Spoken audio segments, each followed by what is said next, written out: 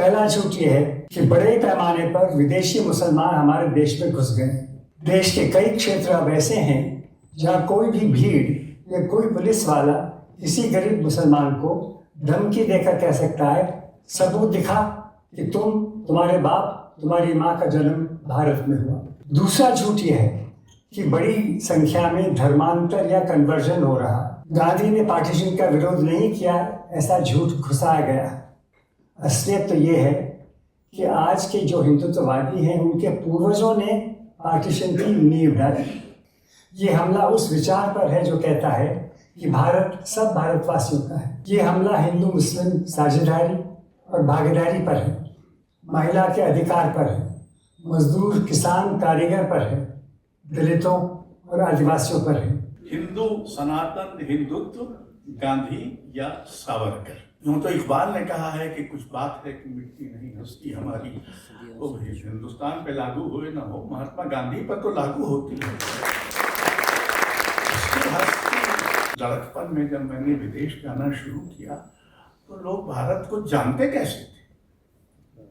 ओ गांधी, राजीव गांधी एक जमाने में नए नए प्रधानमंत्री बने तो उनको हिंदी की बहुत क्रियाएं संभवतः नहीं आती होंगी, तो वो देखते बहुत थे। तो उनका पहला लाल किले का भाषण, उस पर जनसत्ता में टिप्पणी छपी कि हमारे प्रधानमंत्री करते कम हैं, देखते ज़्यादा हैं। अपने भाषण में उन्होंने 150 बार देखा। अब अगर किसी अखबार में दम हो और वो गिने लाल किले का भाषण, तो उसमें क्रिया नहीं, झूठ संज्ञाएं कितनी इस्तेमाल हुई, इसकी सूची बहुत बड़ी हो। तो आजकल ऐसी हिम्मत करने वाले बचे कहाँ? मुझे याद आया, और ये सब कहावत के तौर पर हम लोग बड़े सहज रूप से बोलते हैं, मजबूरी का नाम महात्मा गांधी है। किसी स्थिति में फंस गए, कुछ नहीं करते बन रहा, विड्रॉ कर लिया, तो मुंह से निकलता है मजबूरी का नाम महात्मा गांधी है। वही मैंने विषय तय कर दिया कि मजबूरी नहीं, मजबूती का नाम महात्मा गांधी। फिर मुझे लगा कि कुछ पहलू हैं जिनमें कुछ चीजें हैं जो छूट रही। पुरुषोत्तम जी, आपको बहुत बहुत धन्यवाद। नमस्कार, मेरा नाम हैदर अब्बास नकवी है। इस वक्त स्वतंत्र की टीम इंडिया इंटरनेशनल सेंटर पे है, और यहाँ पर क्यों है, इसके होने के पीछे एक कारण है। जिस तरह देश में आजकल गांधी को लेकर एक बहस शुरू हो गई है, और कई लोगों ने इसको कहना बहुत पहले से शुरू कर दिया था कि मजबूरी का नाम महात्मा गांधी, लेकिन हकीकत ये है मजबूती का नाम महात्मा गांधी। आज इसी किताब का लोकार्पण है और वहीं पर स्वतंत्र की टीम है। देखिए यहाँ पर कौन लोग हैं और वो आपको क्या गांधी के बारे में बता रहे हैं। इस किताब से जुड़े कुछ अपने विचार भी मैं सुना दूं। 3 सच्चाइयाँ, 3 वास्तविकताएं हमें याद रखनी। पहली सच्चाई ये है कि हमले, गालियाँ, गोलियाँ गांधी या नेहरू को चोट नहीं पहुंचा सकती। गांधी और नेहरू आराम में सुरक्षित हैं, पर लोग क्या स्वर्ग तक हमले नहीं जा सकते। हाँ, ये हमले और गोलियां हमें, हमारे देश को, हमारी दुनिया को चोट पहुंचा सकते, क्योंकि ये हमले लोकतंत्र पर है। ये हमला उस विचार पर है जो कहता है कि भारत सब भारतवासियों का है। ये हमला हिंदू मुस्लिम साझेदारी और भागीदारी पर है, महिला के अधिकार पर है, मजदूर किसान कारीगर पर है, दलितों और आदिवासियों पर है। दूसरी हकीकत, दूसरी सच्चाई, ये हमले इतिहास के तथ्यों पर है। ऐसे हमले करने वाले तथ्यों को छिपाने पर, हमारे मनों के अंदर झूठ घुसाने पर लगे हुए। उदाहरण के तौर पर 3 बड़े झूठ फैला दिए हैं जिनका मैं जिक्र करना चाहता हूँ। पहला झूठ ये है कि बड़े पैमाने पर विदेशी मुसलमान हमारे देश में घुस गए। देश के कई क्षेत्र अब ऐसे हैं जहां कोई भी भीड़ या कोई पुलिस वाला किसी गरीब मुसलमान को धमकी देकर कह सकता है, सबूत दिखा कि तुम्हारे बाप तुम्हारी माँ का जन्म भारत में हुआ। दूसरा झूठ यह है कि बड़ी संख्या में धर्मांतर या कन्वर्जन हो रहा। कहा जाता है कि हिंदुओं को जबरदस्ती से रिश्वत देकर या किसी तरह से लुभाकर मुसलमान या क्रिश्चियन बनाया जा रहा है। 60 सालों से नाजायज धर्मांतर, नाजायज कन्वर्जन के खिलाफ कानून लागू हुए। लाखों लोग नाजायज कन्वर्जन का विरोध कर रहे हैं। कितने लोगों को इस कानून के तहत अपराधी पाया गया है? 60 सालों में ऐसे अपराध करने वालों की संख्या शायद 2 या 3 तक भी नहीं पहुंची है।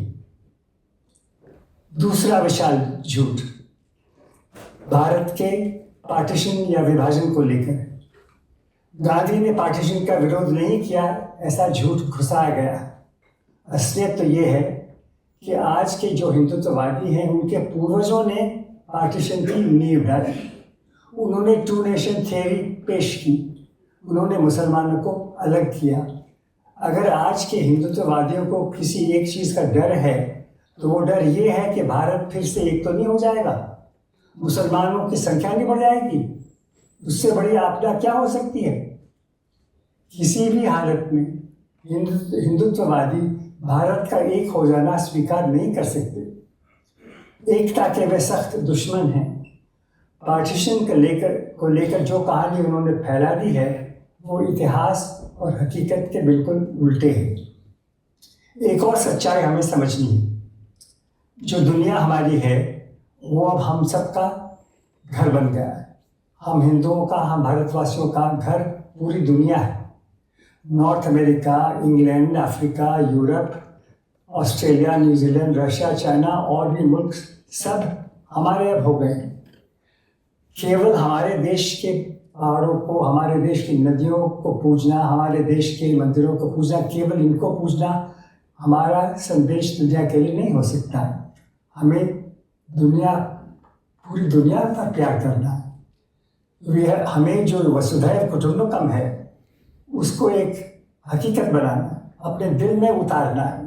उस विचार जो गोरे लोग हैं, जो अफ्रीका से संबंधित लोग हैं, जो हमारे दुनिया भर के आदिवासी हैं, वो सब हमारे रिश्तेदार हैं। पाकिस्तानी भी, बांग्लादेशी भी, चीन के लोग भी हमारे रिश्तेदार हैं। अब गांधी का मंत्र क्या था भारत के लोगों के लिए, दुनिया भर के लिए?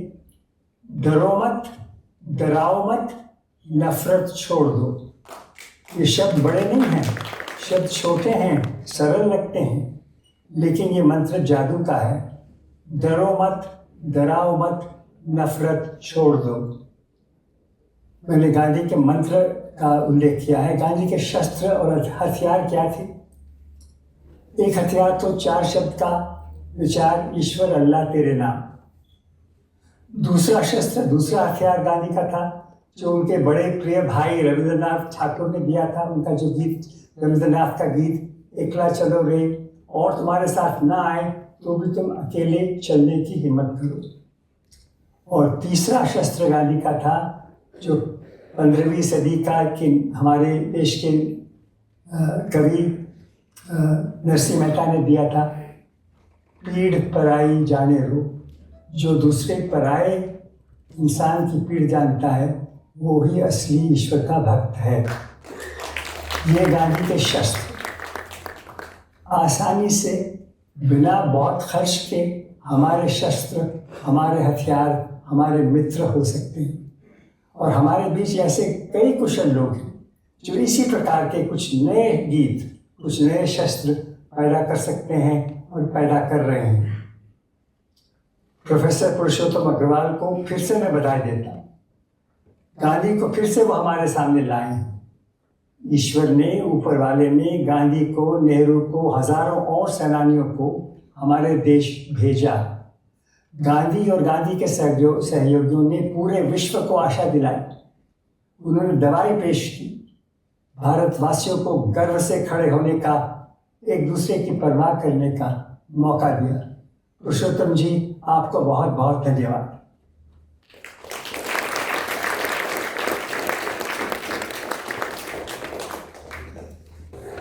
अब उस काम का समय जिसके लिए हम सब, आप सब आंधी, बारिश, सर्दी में यहाँ इकट्ठा हुए हैं,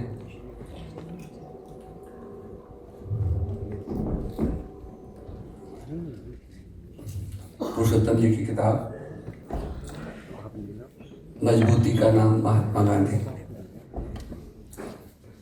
मैं आदरणीय अशोक वाजपेयी जी को और पुरुषोत्तम अग्रवाल जी को मंच पर आमंत्रित करता हूँ। अशोक वाजपेयी जी, पुरुषोत्तम अग्रवाल।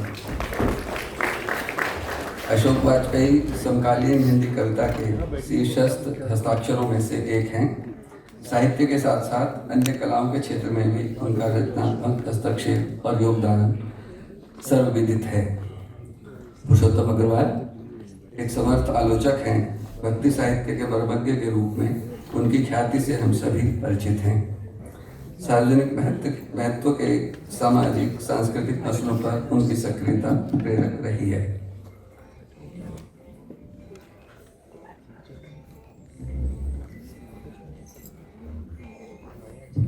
बैठने से पहले ये काम कर दिया जाए।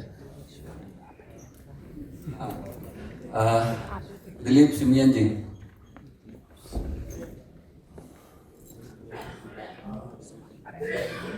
मित्रों, ये किताब दिलीप सिमियन को समर्पित है, जिन्होंने मुझे गांधी की वास्तविकता से एक निजी परिचय कराया। जो किताब मैंने उनको समर्पित की है, समर्पण इस तरह से लिखा है मैंने कि गांधी द्वारा परिभाषित अहिंसा यानी करुणा और संयम को निरंतर जीने की साधना करने वाले मित्र दिलीप सिमियन के लिए मैं दिलीप से ये निवेदन करता हूँ कि मंच पे आएं और इस किताब की पहली कॉपी वाजपेयी जी के हाथ से वो ग्रहण करें। दिलीप सिमियन।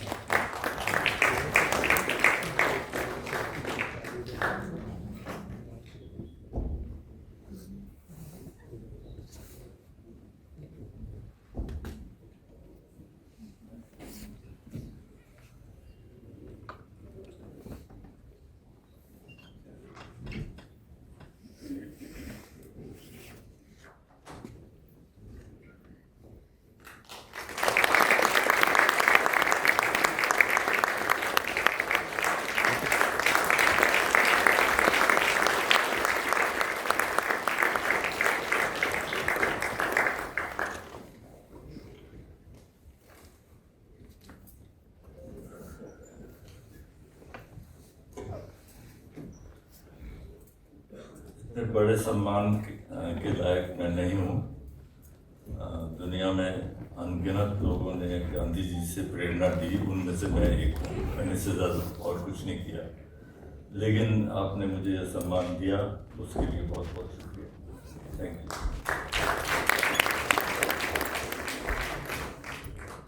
अब मंच अशोक वाजपेयी जी और पुरुषोत्तम जी के हवाले वे लोग अपनी बातचीत शुरू करेंगे।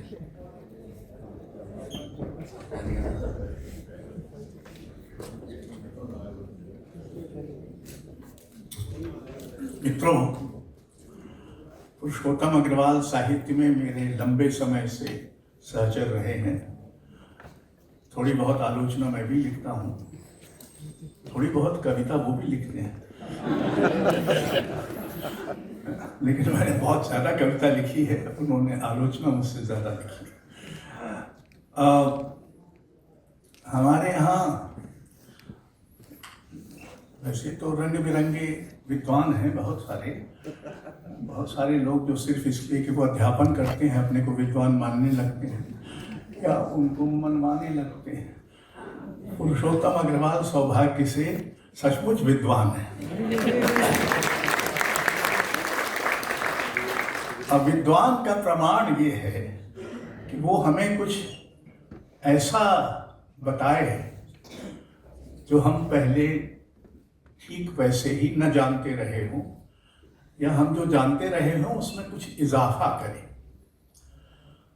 तो पुरुषोत्तम अग्रवाल ने हमारे समय में कबीर का एक पुनराविष्कार किया है। उनकी वजह से अब बहुत सारे युवा लोग भी जानते हैं कि कबीर किस बला का नाम था और उस पागल ने क्या किया। तो पुरुषोत्तम अग्रवाल की ये जो पुस्तक है, ये इसमें 5 अध्याय हैं। पहला है मजबूती का नाम महात्मा गांधी, दूसरा है आस्था की मर्यादा, तीसरा है ईश्वर सत्य है से सत्य ही ईश्वर है तक की यात्रा, चौथा है निरीश्वरवादी की नैतिकता, और अंतिम अध्याय है अपरिभाषेय नहीं तपस्वी।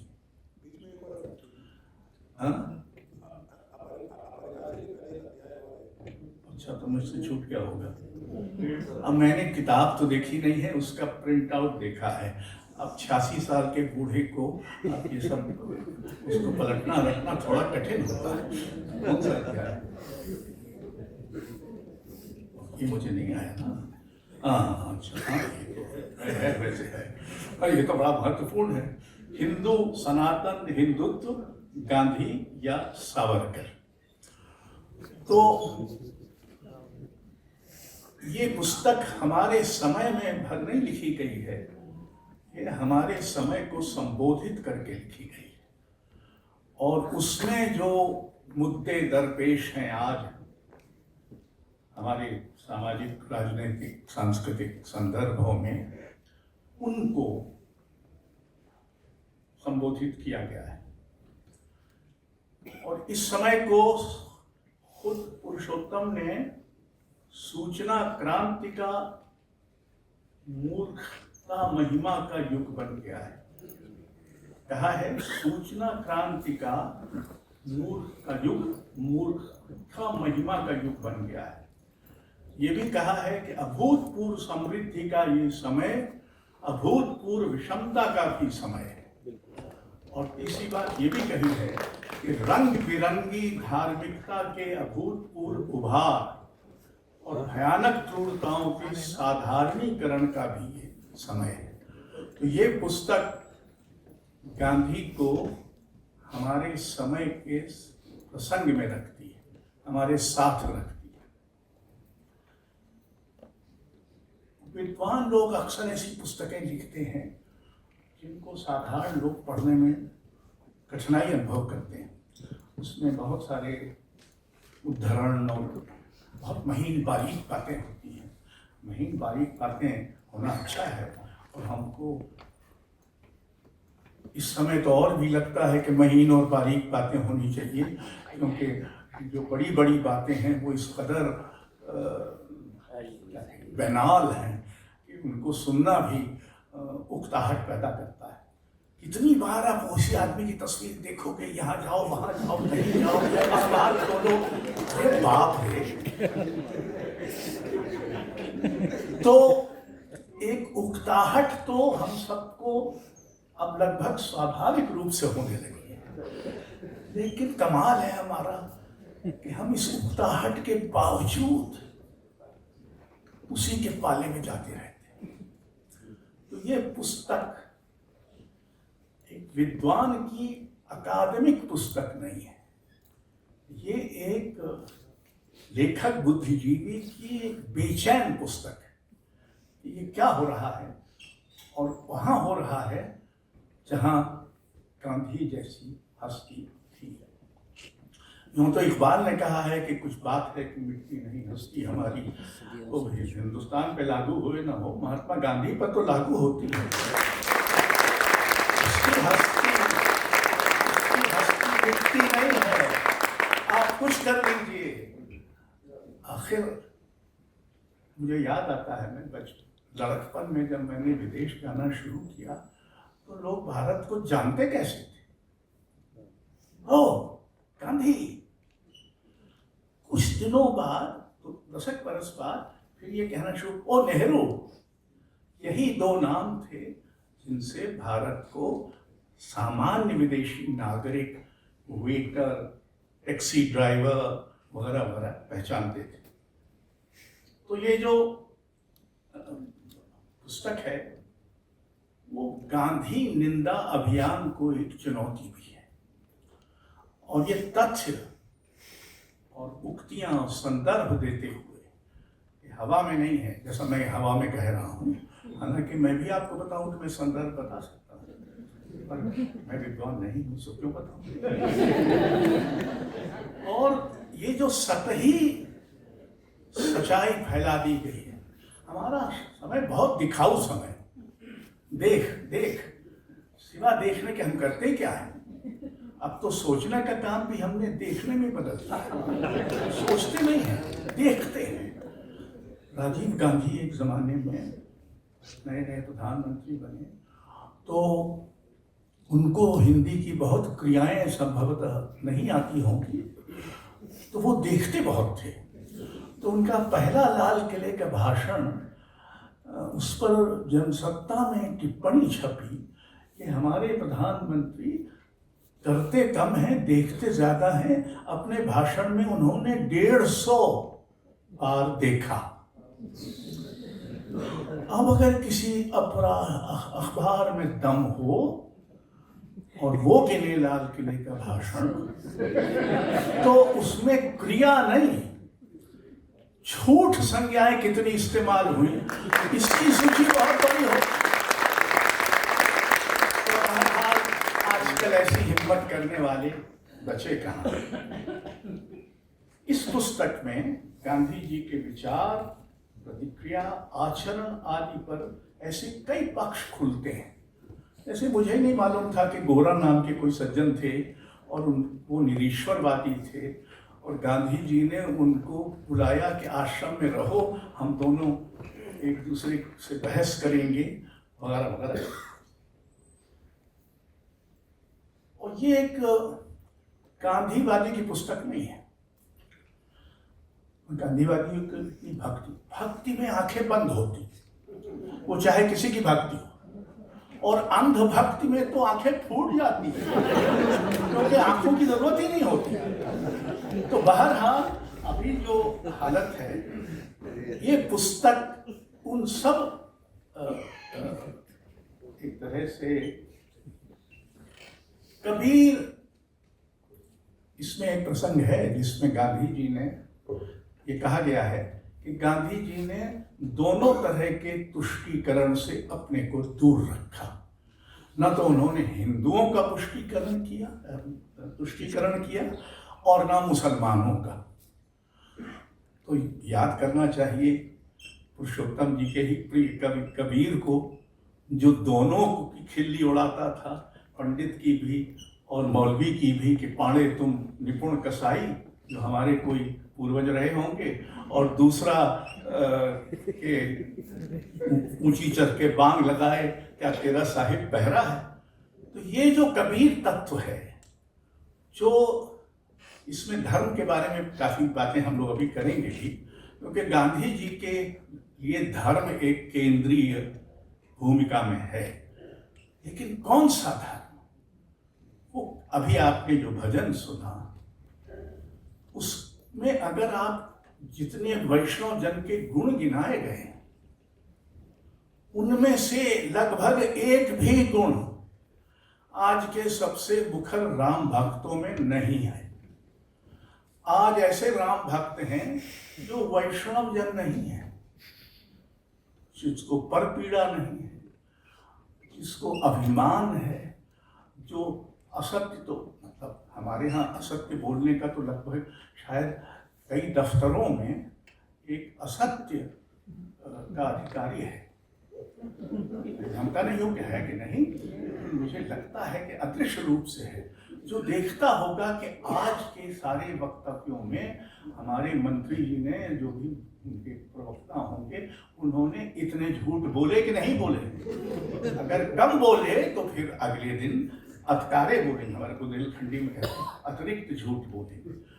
ऐसे समय में ये किताब आपको सच बताने की कोशिश करती है, और आप भी सच पकड़ सकते हैं, इसकी शक्ति देती है, एक नैतिक और बौद्धिक शक्ति। हम सब के हाथ से सच निकल रहा है और हम निकलने जाने दे रहे हैं, और कभी कभी हताश होते हैं, लेकिन निकल तो आप ही के हाथ से रहा है। आप ही की हाथ को अगर जुम्बिश नहीं है सच को पकड़ पाने की, तो फिर सच बेचारा अल्पसंख्यक होकर रहेगा। असली अल्पसंख्यक इस समय भारत में सच और सत्यवादी ही है। तो बहरहाल बात मुझे इनसे करनी है।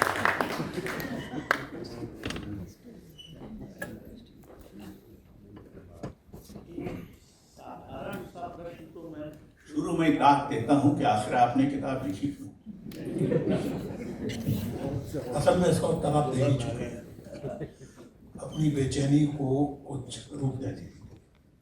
आपको पता है वाजपेयी जी, और आप उस व्याख्यान में मौजूद भी थे, मजबूती का नाम महात्मा गांधी, ये व्याख्यान मैंने 20 वर्ष पहले गांधी शांति प्रतिष्ठान में दिया था। वो हर साल गांधी मेमोरियल लेक्चर करते हैं। इस साल मुझे उन्होंने निमंत्रित किया और कहा कि विषय आप तय कर लीजिए। मैं बहुत समय दिया था उन्होंने तैयारी करने के लिए, तो कई दिन तक मैं सोचता रहा, मुझे विषय समझ ही नहीं आ रहा था क्या विषय हो सकता है। फिर एक दिन मेरे मन में ये विषय एक तरह से कौंधा, कोई बहुत सोच विचार का नतीजा नहीं था, कौंध थी। मुझे याद आया, और ये सब कहावत के तौर पर हम लोग बड़े सहज रूप से बोलते हैं, मजबूरी का नाम महात्मा गांधी। किसी स्थिति में फंस गए, कुछ नहीं करते बन रहा, विड्रॉ कर लिया, तो मुंह से निकलता है मजबूरी का नाम महात्मा गांधी। वही मैंने विषय तय कर दिया कि मजबूरी नहीं, मजबूती का नाम महात्मा गांधी। ये लेक्चर वहाँ दिया 20 साल पहले।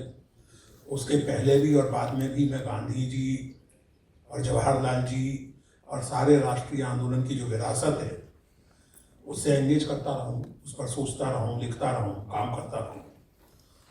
तो मुझे लगा कि गांधी जी पर राजनीतिक दृष्टिकोण से बहुत बातें हुई हैं, ऐतिहासिक से भी हुई हैं, फिलॉसफिकली भी उन पर बहुत बातें हुई हैं। फिर मुझे लगा कि कुछ पहलू हैं जिनमें कुछ चीज़ें हैं जो छूट रही, और आप तो मतलब जानते ही हैं चीज़ों को व्यक्तिगत रूप से। मैं वाजपेयी जी की तरह अनुशासित ढंग से काम नहीं कर पाता। मेरे पास कई चीज़ें एक साथ चलती रहती हैं, कई तरह के नोट्स पड़े रहते हैं कॉपियों में और आजकल लैपटॉप में।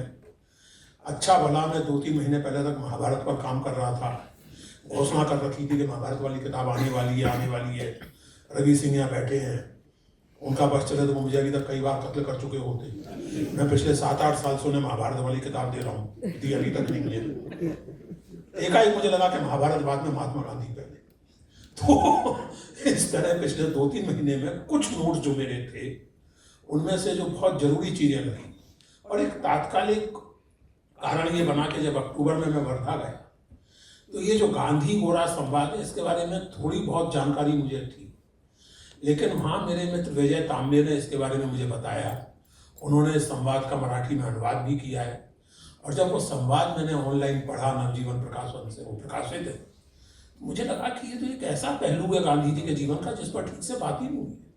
और उसमें वाजपेयी जी मुझे अपने निजी जीवन के कुछ अनुभव, जैसे मैंने उसमें लिखा भी है कि गांधी जी कई बार ये कहते थे कि ईश्वर में आस्था रखे बिना नैतिक नहीं हो सकते। गांधी गोरा संवाद का नतीजा ये निकला कि गांधी जी ने इस बात का आग्रह करना बंद कर दिया, क्योंकि उन्हें मालूम पड़ा कि आदमी ईश्वर में आस्था रखे बिना भी नैतिक हो सकता है। ये बात मुझे इसलिए महत्वपूर्ण व्यक्तिगत रूप से इसलिए भी लगी कि अपने परिचय क्षेत्र में, जो एक स्तर पर बहुत संक्षिप्त है और एक स्तर पर बहुत विशाल, मैं कम से कम 3 ऐसे लोगों को जानता हूँ जिनकी ईश्वर में कोई आस्था नहीं, जो बिल्कुल निर्द्वंद भाव से निरीश्वरवादी हैं, और जिनसे अधिक नैतिक व्यक्ति मैंने नहीं देखा। वो बेहद नैतिक जीवन जीते हैं हर अर्थ में। वो ईश्वर के विरुद्ध लठ भी लिए नहीं घूमते, उनको लोगों को नास्तिक बनाने में कोई दिलचस्पी नहीं है, किसी तरह का अभियान नहीं चला रखा उन्होंने, लेकिन बेहद नैतिक जीवन जीते हैं। तो मुझे लगा कि ये एक मुद्दा है जिस पर बात होनी चाहिए। इसी तरह जो आखिरी चैप्टर है इस किताब का, आमतौर से कह दिया जाता है कि गांधी को परिभाषित करना कठिन है। विचारक थे, राजनेता थे, आंदोलनकारी थे, सत्याग्रही थे। अभी अखिल बिलग्रामी का व्याख्यान हुआ था, उनका जो बहुत पुराना लेक्चर है उसमें भी उन्होंने कुछ इसी तरह की बात कही थी कि गांधी को समझना बहुत मुश्किल है। शंकरन नाम के एक फिलोसफर हैं, उन्होंने सुकरात को जैसे अपरिभाषित कहा जाता था वैसे ही गांधी भी अपरिभाषित हैं। मुझे लगा कि अगर हम अपनी शब्दावली का, हम एकेडमिक लोग अपनी शब्दावली को सायास यूरोपियन शब्दावली से बाहर ना है, तो केवल भारत से ही नहीं बल्कि अन्य परंपराओं से भी बहुत सी चीजें मिल सकती हैं। गांधी अपरिभाषीय नहीं थे, गांधी तपस्वी थे, और इस बात पर मैंने बात की है। तपस्वी होने का अर्थ ये नहीं है कि आप, मैंने लिखा है इसमें कि हमारी परंपरा में तपस्या का सम्मान किया जाता है, लेकिन तपस्वी का भी नैतिक आकलन उसके कर्मों पर ही किया जाता है।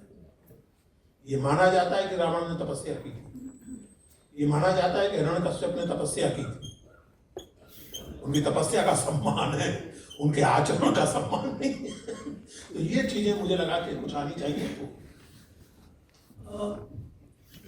गांधी जी को कई बार इसका दुष्श्रेय दिया जाता है कि उन्होंने राजनीति और धर्म के बीच कुछ घालमेल पैदा कर दिया, कि उनको, उनके लिए धर्म उतना ही महत्वपूर्ण था राजनीति, और दोनों को मिलाकर ये जो राजनीति, धर्म का राजनीति में हस्तक्षेप आज है इतना भयानक, उसका सूत्रपात गांधी जी के वक्त हुआ। लेकिन मैं आपके कुछ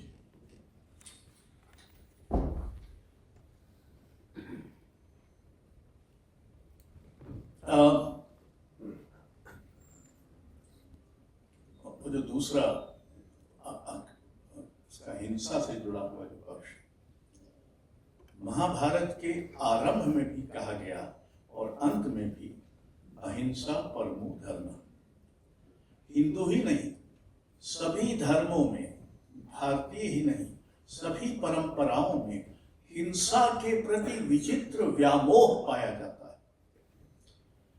पवित्र कही जाने वाली हिंसा को भी प्रश्नविद्ध करने वाले गांधी पहले विचारक थे। हिंसा के बारे में बात करते समय एक बड़ी आम बात है कि मेरी हिंसा बुरी नहीं है। वैदिक हिंसा हिंसा न होती। मेरी हिंसा राष्ट्र के लिए है, मेरी हिंसा क्रांति के लिए है, मेरी हिंसा सही विचार के लिए है, मेरी हिंसा विपथगामियों को सबक सिखाने के लिए है। तो मेरी हिंसा बुरी नहीं है, बुरी दूसरे की हिंसा है। और इसीलिए गांधी पहले व्यक्ति थे, और हम इस बात को जानते हैं, इस पुस्तक में उसकी विस्तार से चर्चा नहीं है। उस समय के क्रांतिकारियों से गांधी जी की बाकायदा डिबेट हुई है। उन्होंने उनका सम्मान करते हुए, उनको, उनकी देशभक्ति की भावना को बहुत मान देते हुए भी बार बार ये रेखांकित किया कि राजनीति में हिंसक गतिविधियां, राजनीति का माध्यम हिंसा होती है। और उसका एक बहुत व्यवहारिक कारण तो गांधी जी ने यही बताया कि हीरोइज्म हर व्यक्ति के बूते का नहीं, वायलेंट हीरोइज्म, एक बात। दूसरी बात ये कि हिंसा, देखिए वाजपेयी जी, मैंने इसके सामने ये बात रेखांकित की, और अगर मैं गलत हूं तो आप मुझे करेक्ट करें, आप में से कोई भी। दुनिया की अन्य चिंतन परंपराओं में जितनी थोड़ी बहुत जानकारी मुझे है, स्टेट पर विचार है, सिटीजन पर विचार है, सत्य पर विचार है, हिंसा पर अलग से विचार नहीं। भारतीय परंपरा इस मामले में अनोखी है कि यहाँ हिंसा पर अलग से विचार है। उसका कारण चाहे वो यज्ञ की हिंसा हो, चाहे वो कोई कारण हो, लेकिन बौद्ध और जैन परंपराएं तो आधारित ही अहिंसा की महिमा पर है। महाभारत का उदाहरण मैंने दिया, इतने भयानक युद्ध का इतना विशद चित्रण, और स्थापना यह है कि अहिंसा परमो धर्म। तो ये जो चीज है, मुझे लगता है कि पवित्र हिंसा, और आप देख सकते हैं, अगर सारी दुनिया के इतिहास का कोई आकलन हम कर सकें तो व्यक्तिगत कारणों से, या जिन्हें हम तुच्छ कारण कहेंगे, उनके कारण होने वाली हिंसा, उनके कारण होने वाले बलात्कार, उनके कारण होने वाले अत्याचार, महान उद्देश्यों के लिए की जाने वाली हिंसा के पास हम भी।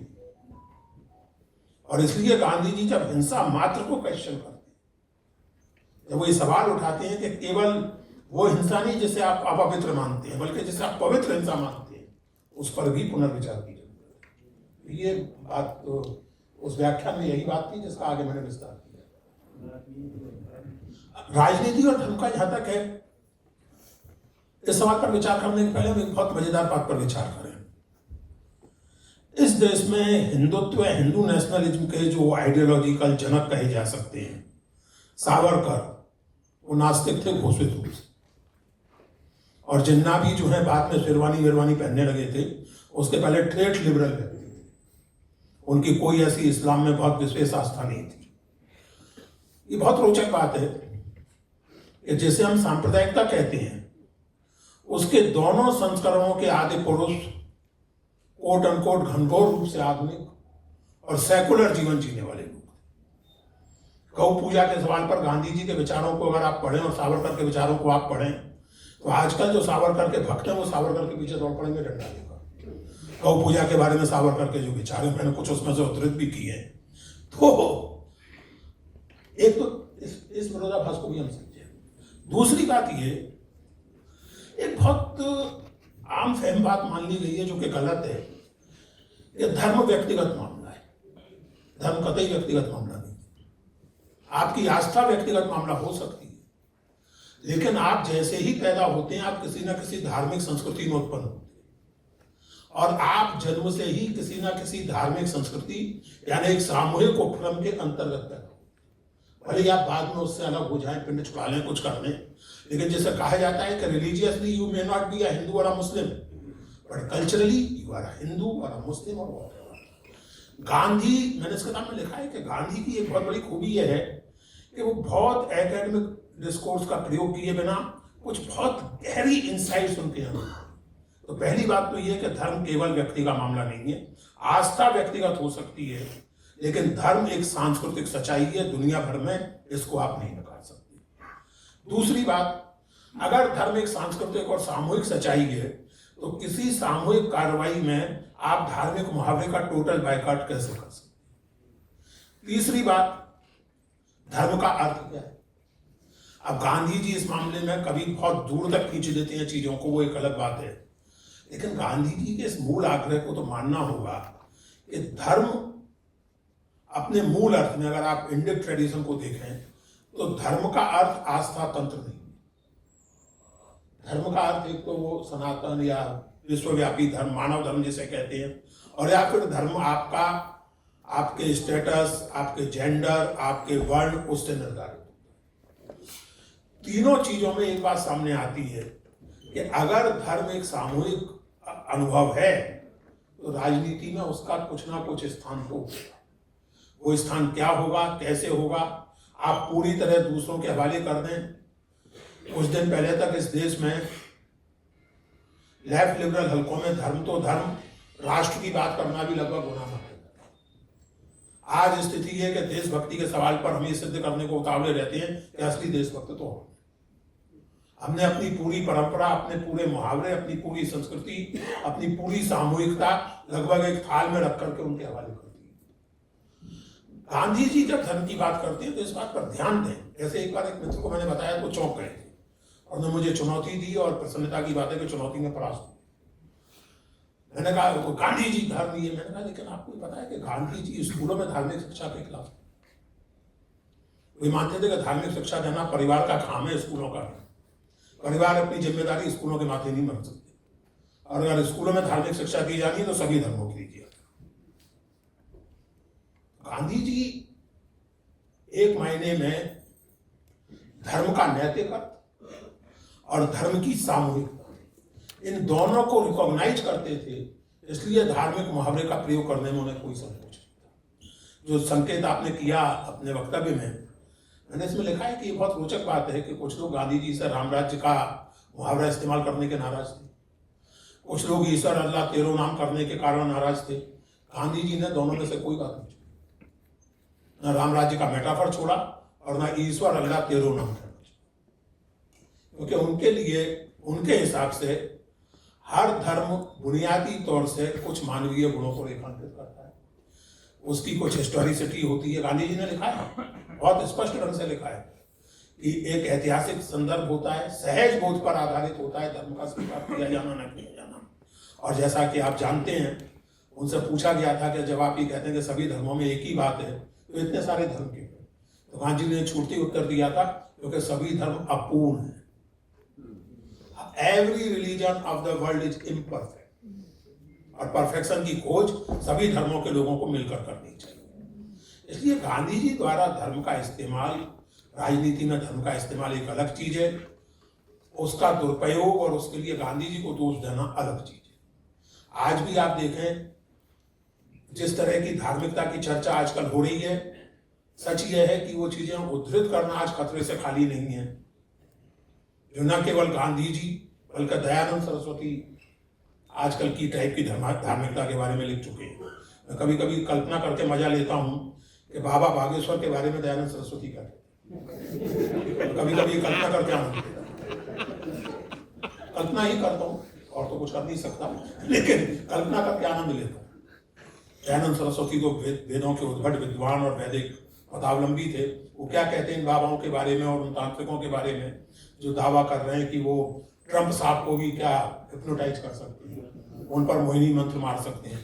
गांधी जी धार्मिक व्यक्ति थे, इस तरह की बकवास में उनकी कोई आस्था नहीं थी। उन्होंने बहुत कठोर शब्दों में तीर्थ स्थानों की जो दुर्दशा थी उनके बारे में लिखा है, हिंदू और मुस्लिम दोनों के बारे में, अजब अजब तरह के व्यवहारों और प्रैक्टिसेस के बारे में लिखा है। तो गांधी जी की धर्म की धारणा सर्वथा भिन्न है और आज जो सांप्रदायिक राजनीति है उसका कोई उसने गांधी जी को नहीं दिया। मैं आप ही की पुस्तक से एक उदाहरण इस सिलसिले में प्रासंगिक है। गांधी जी की नैतिक प्रामाणिकता का सबसे बड़ा प्रमाण ये है कि उन्होंने कभी नैतिक सापेक्षतावाद की शरण नहीं ली। उन्होंने इस बात को बारंबार कहा कि संसार का कोई भी धर्म हो, कोई भी धार्मिक वचन हो, कोई भी धर्म ग्रंथ हो, अगर वो बुनियादी मानवीय सार्वभौम मूल्यों के अनुकूल नहीं है तो उसे मैं स्वीकार नहीं करूँगा। आपको याद होगा कि उन्होंने ये भी कहा था कि अगर कोई मुझे ये बता दे कि छुआछूत का वेदों में कोई औचित्य है तो मैं वेद खारिज कर दूंगा, छुआछूत को नहीं मानूंगा। देखिए गांधी जी ने एक, मैं आपको बहुत रोचक बात बताऊं, सन 1925 में, मैंने इस किताब में जिक्र किया है इस घटना का, सन 1925 में काबुल में 2 अहमदिया मुसलमानों की संसारी के द्वारा हत्या कर दी गई। अहमदिया मुसलमानों को कट्टर मुसलमान जो हैं वो काफिर से भी बदतर मानते हैं, क्योंकि वो मानते हैं कि नबूवत तो पैगंबर के साथ खत्म हो गई थी। अहमदिया मानते हैं कि मिर्जा गुलाम अहमद कादियानी जो है, मिर्जा गुलाम अहमद कादियानी, वो नबी थे। तो ये बहुत बड़ा कुफ्र है मुस्लिम दृष्टि से। तो 2 लोगों की संसारी से हत्या कर दी गई। तो गांधी जी से इस पर राय मांगी गई। गांधी जी ने अपेक्षित राय दी, ये बहुत गलत चीज है, ऐसा नहीं होना चाहिए था और इस तरह की चीजें कुरान में नहीं है और अगर है भी तो ये आपत्तिजनक है। तो एक मौलाना थे जो खिलाफत कमेटी के अध्यक्ष थे पंजाब में, उन्होंने गांधी जी को एक खत लिखा और कहा कि इस तरह की बातें करके आपने मुसलमानों के हृदय को बहुत ठेस पहुंचाई और नैतिकता सबकी अपने अपने ढंग से होती है, आप इस तरह की बातें ना करें। गांधी जी का जैसा स्वभाव था, उन्होंने मौलाना का पत्र बिना एक भी पंक्ति सेंसर किए जैसा तस छापा और उस पर अपना जवाब छापा। और उन्होंने जवाब ये दिया कि मैंने कुरान की आलोचना नहीं की है, कुरान की व्याख्याओं की आलोचना की है, लेकिन यदि कुरान में भी ऐसी कोई बात है तो मैं उसकी आलोचना करूंगा। और मैं ये मानता हूं कि इस आलोचना से आपको नहीं चिंतित होना चाहिए, क्योंकि जो सच है और कोई अगर सच्चा धर्म है और कोई सच्ची आस्था है तो वह आलोचना से कतराएगी नहीं, वो आलोचना से और खुश होगी। तो केवल देखिए इसमें जो वाजपेयी जी, एक बहुत रोचक बात जो है ना, गांधी जी के लिए नैतिकता धर्म का प्रतिमान है, धर्म नैतिकता का प्रतिमान है। और नैतिकता उनके लिए जिन 2-3 चीजों से परिभाषित होती है, उनसे पूरा एक चैप्टर इस किताब में इसी बात पर है। कुछ अमेरिकन पादरी उनसे मिलने आए थे, तो उनसे पूछा गया कि आपकी अथॉरिटी क्या है, आपकी अथॉरिटी निवास कहाँ करती है। तो गांधी जी ने बहुत नाथ किए ढंग से सीने पे हाथ लगा और कहा मेरी अथॉरिटी यहाँ निवास करती है। उन्होंने कहा कि मुझे कुरान से भी सांत्वना मिलती है, वाल्मीकि रामायण से भी मिलती है, बाइबल से भी मिलती है, लेकिन अल्टीमेट अथॉरिटी तो मेरी यहाँ निवास करती है। जो मेरे विवेक को स्वीकार नहीं है, ऐसे किसी भी धर्मादेश को मैं स्वीकार नहीं करूँगा। एक अन्य प्रसंग में उनसे पूछा गया था कि इसका कोई ठोस आधार, कोई ठोस वक्तव्य आप बता सकते हैं। तो गांधी जी ने ईसावास उपनिषद के पहले मंत्र का हवाला दिया, ईसावास्यम इदं सर्वम यत् किंच जगत्याम जगत तेन त्यक्तेन भुंजीता मां कृत कस्य स्वित्। सारे जगत में ईश्वर व्याप्त है, इसकी विभूतियों में सबका हिस्सा है, आपका भी हिस्सा है, लेकिन ये ध्यान रखते हुए आपका हिस्सा है कि दूसरे का भी हिस्सा। आप उसका भोग कीजिए, दूसरे के अधिकार पर डाका मत डालो। माँ ग्रंथ कस्य स्वित। तो गांधी जी ने कहा कि ये मेरा मूल प्रतिमान है, और इसीलिए वो ये कह सके कि अगर कोई ये सिद्ध कर दे कि वेदों में छुआछूत है, तो छुआछूत तो गलत है, चाहे वो वेदों में हो चाहे संसारी गलत है, चाहे वो कुरान में खुद हो। तो इस मामले में गांधी जी बहुत स्पष्ट थे। ये धारणा बन गई है कि गांधी जी एक ही तरह की परंपरा की आलोचना करते थे। अब असल में कुछ लोग ज्यादा कोमल होते हैं, उन्हें आलोचना अपनी याद रहती है, दूसरे की आलोचना याद नहीं रहती, तो उसका कोई क्या कर सकता है। आपने लिखा है कि सत्याग्रह का मतलब ही है अपने घोर विपक्षी के सत्य में भी, उसकी संभावना में भी आस्था रखना। इस बात में आस्था कि किन्हीं कारणों से कितना भी पतित क्यों ना हो गया हो, अंततः घोर पतित, घोर पापी, घोर हिंसक मनुष्य भी मनुष्य है, और जब तक उसकी मनुष्यता है तब तक संभावना है। सत्याग्रह का हम जो लोकप्रिय अर्थ समझते रहे हैं, वो एक तरह से अपनी बात पे अड़े रहना है, और ये मुझे एक दूसरा पक्ष है, इसके बारे में कुछ बताइए। देखिए, जहाँ तक सत्याग्रह के लोकप्रिय अर्थ की बात है, आपको याद होगा परसाई जी की एक कहानी है, हरिशंकर परसाई की। तो उसमें वो अनशन के नाम पर क्या क्या तमाशे होते हैं इसका जिक्र है। उसमें एक सज्जन है जो किसी स्त्री पर आसक्त हो गए, वो किसी और की पत्नी है और उसकी उनमें कोई दिलचस्पी नहीं है, लेकिन इन्हें तो उसको हासिल करना है। ये घोषणा करते हैं कि पूर्व जन्म में ये मेरी पत्नी है, और ये जो इसका एक जन्म का पति है, इसने इसको हड़प लिया है जबरन, और अगर ये मुझे नहीं दिलवाई, प्रशासन ने हस्तक्षेप करके इसको मेरे हवाले नहीं करवाया, तो मैं आमरण अनशन करूंगा। और वो आमरण अनशन पर बैठ जाते हैं, और 2-4 लोग आते हैं, और जब वो उनकी बातें सुनते हैं, अध्यात्म प्रेरित, तो मान लेते हैं कि बात में दम। तो आमरण अनशन वो कर रहे हैं तो बात में दम होगी। मैंने इसमें लिखा है कि इस काल्पनिक तमाशे का एक संस्करण कुछ बरस पहले हम अपने देश में देखा। एक सज्जन थे जो 2-3 दिन भूखे रहे, सफेद टोपी लगाते थे, तो मीडिया ने उनको दूसरा गांधी घोषित कर दिया। और भ्रष्टाचार जो है एकदम लग रहा था कि मई का महीना आएगा और भ्रष्टाचार एकदम नापैद हो जाएगा। भ्रष्टाचार तो जो है सो है, वो सज्जन गायब। तो इस समय जो आमरण अनशन की बात है वो तो ये है। गांधी जी जब सत्याग्रह की बात करते हैं तो देखिए यह बहुत बेसिक फिलोसफिकल पॉइंट है, और वो बेसिक फिलोसफिकल पॉइंट सबसे साफ तौर से जैन दर्शन में आता है। स्यादवाद या सप्तनय सिद्धांत जिसको कहते हैं, जिसका प्रसिद्ध उदाहरण है कि घट आधा भरा है, घट आधा खाली है, घट आधा भरा है आधा खाली, and so on and so fourth. किसी भी परसेप्शन को, किसी भी फिनोमिनन को कम से कम 7 अलग अलग ढंग से डिस्क्राइब किया जा सकता है, और वो 7 सही हो सकते हैं, उनमें से कोई गलत नहीं है। इसलिए जब आप किसी चीज की समग्रता तक पहुंचना चाहते हैं तो उसके सभी पहलुओं को समझने की, पकड़ने की कोशिश की जानी चाहिए। इसीलिए गांधी जी ये बात बार बार कहते थे और तमाम तरह के लोगों से संवाद के लिए तैयार रहते थे। लेकिन वाजपेयी जी ने इसमें एक चीज कहना चाहता हूँ। अभी पिछले दिनों एक पुस्तक आई है जिसका शीर्षक ही है Hindutva and Hind Swaraj, something like that, और उसमें एक कल्पना की गई है और मांग की गई है। पुस्तक जो है अनुवीक्षिकी इत्यादि भारी भरकम शब्दों से संयुक्त है। उस पुस्तक को पढ़ के आप वही कहेंगे जो सौभाग्य से आपने मेरे बारे में नहीं कहा। तो उसमें ये कल्पना है कि गांधी और सावरकर के बीच संवाद होना चाहिए। हिंदुत्व और हिंदू स्वराज, हिंदुत्व सावरकर की पुस्तक और हिंदू स्वराज गांधी जी की। मेरी उस पर टिप्पणी है, मैंने इसमें टिप्पणी की है संक्षिप्त सी।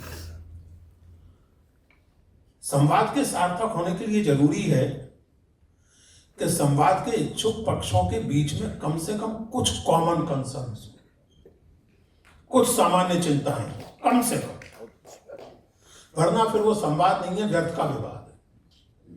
मैं फिर से उदाहरण दूं अपने उन दिनों का जिनकी याद करते हुए मैंने दिलीप को ये किताब की पहली कॉपी दी।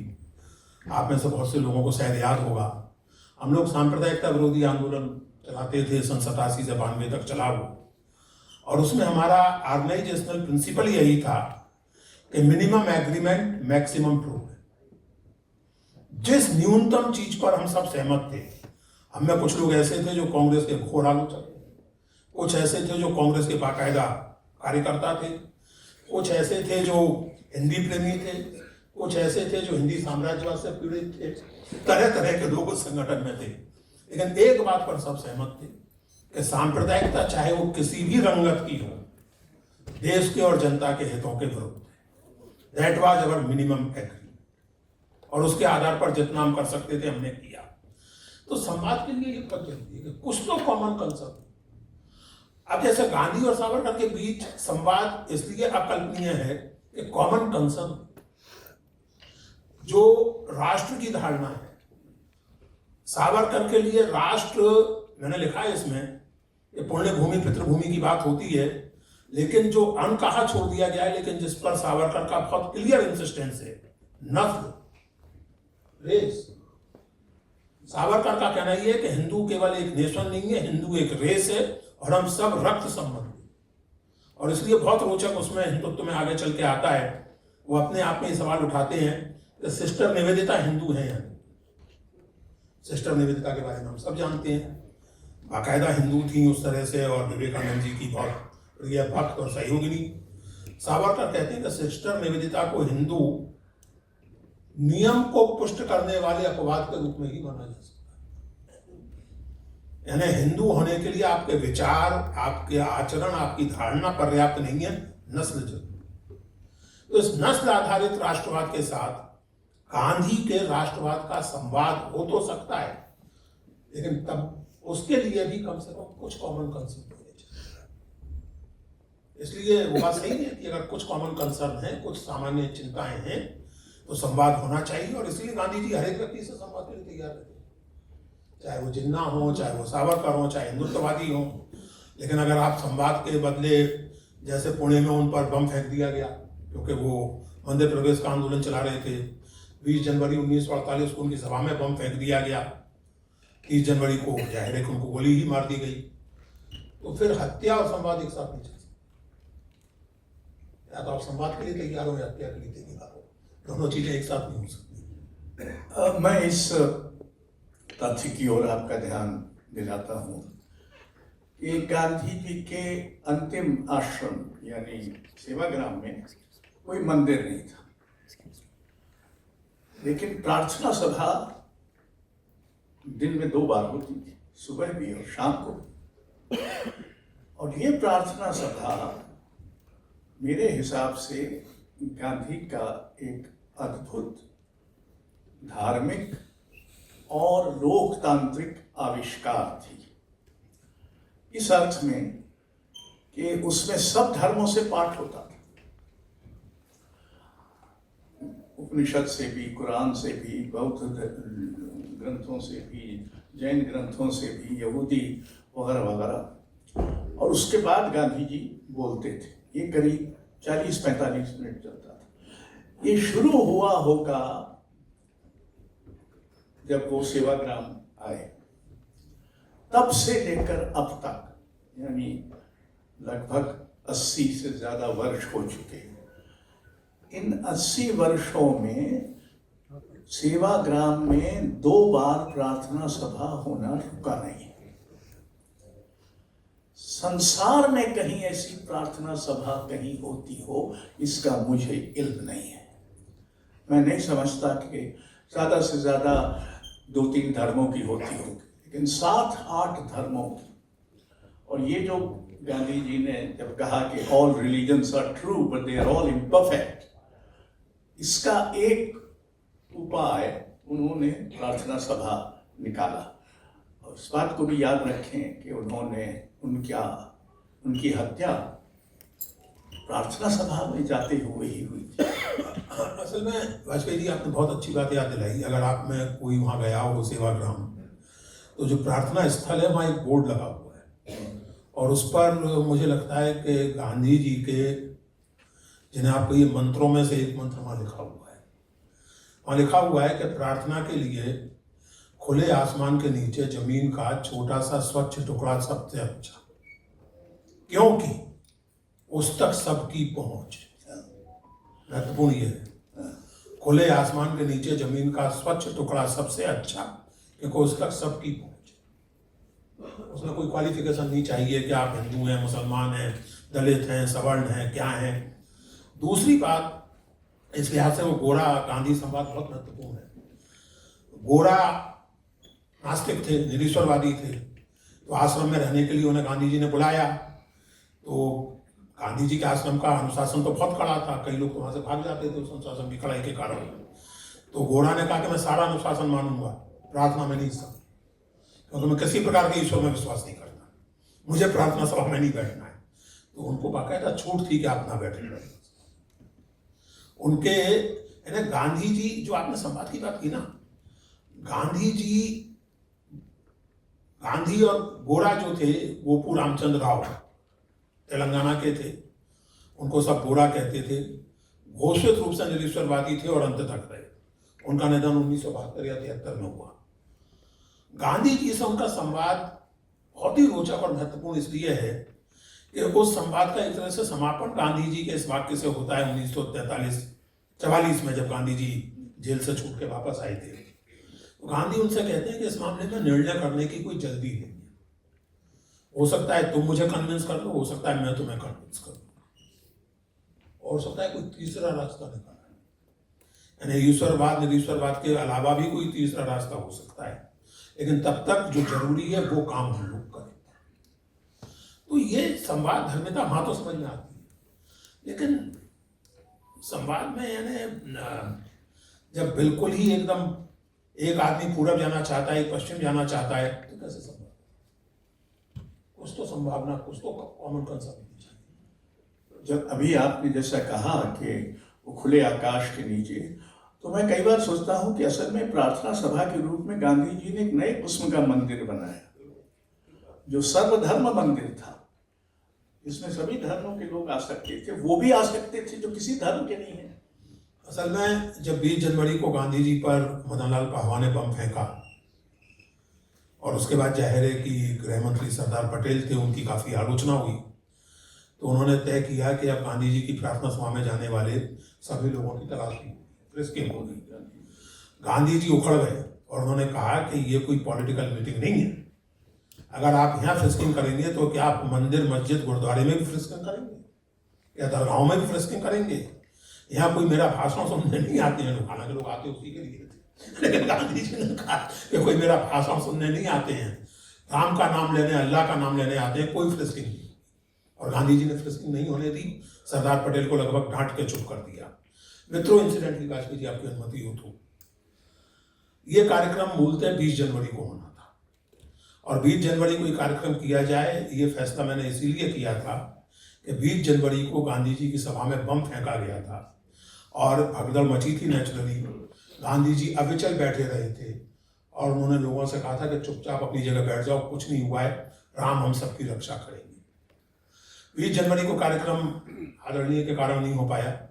इन्होंने मुझे समय दे दिया, फिर इन्हें याद आया कि 20 जनवरी को अकील बिलग्रामी का लेक्चर है, तो फिर कार्यक्रम की तिथि बदली, और ये सुखद संयोग रहा कि आज वसंत पंचमी भी है और सुभाष चंद्र बोस का जन्मदिन भी है। और सुभाष चंद्र बोस और गांधी जी के संबंध इस लिहाज से बहुत रोचक हैं कि सन 29 से ही गांधी जी को सुभाष चंद्र बोस के रवैये और विचारों से असुविधा होने लगी थी, और आगे चल के तो वह असुविधा और विचार वैभिन्य कितना स्पष्ट हुआ और क्या क्या उसके नतीजे हुए हम सब जानते हैं।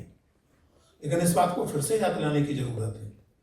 कई बार लोग पूछते हैं कि साहब राष्ट्र का पिता कैसे हो सकता है, तो मेरा तो उत्तर विनम्रतापूर्वक यही हो सकता है और यही होता है कि ये सवाल मुझसे मत पूछिए, नेताजी सुभाष चंद्र बोस से पूछिए, कि फादर ऑफ आवर नेशन कहने वाले पहले व्यक्ति सुभाष चंद्र बोस थे। उसके पहले उन्हें महात्मा कहा गया, बापू कहा गया, फादर ऑफ आवर नेशन ये कहने वाले व्यक्ति सुभाष चंद्र बोस थे।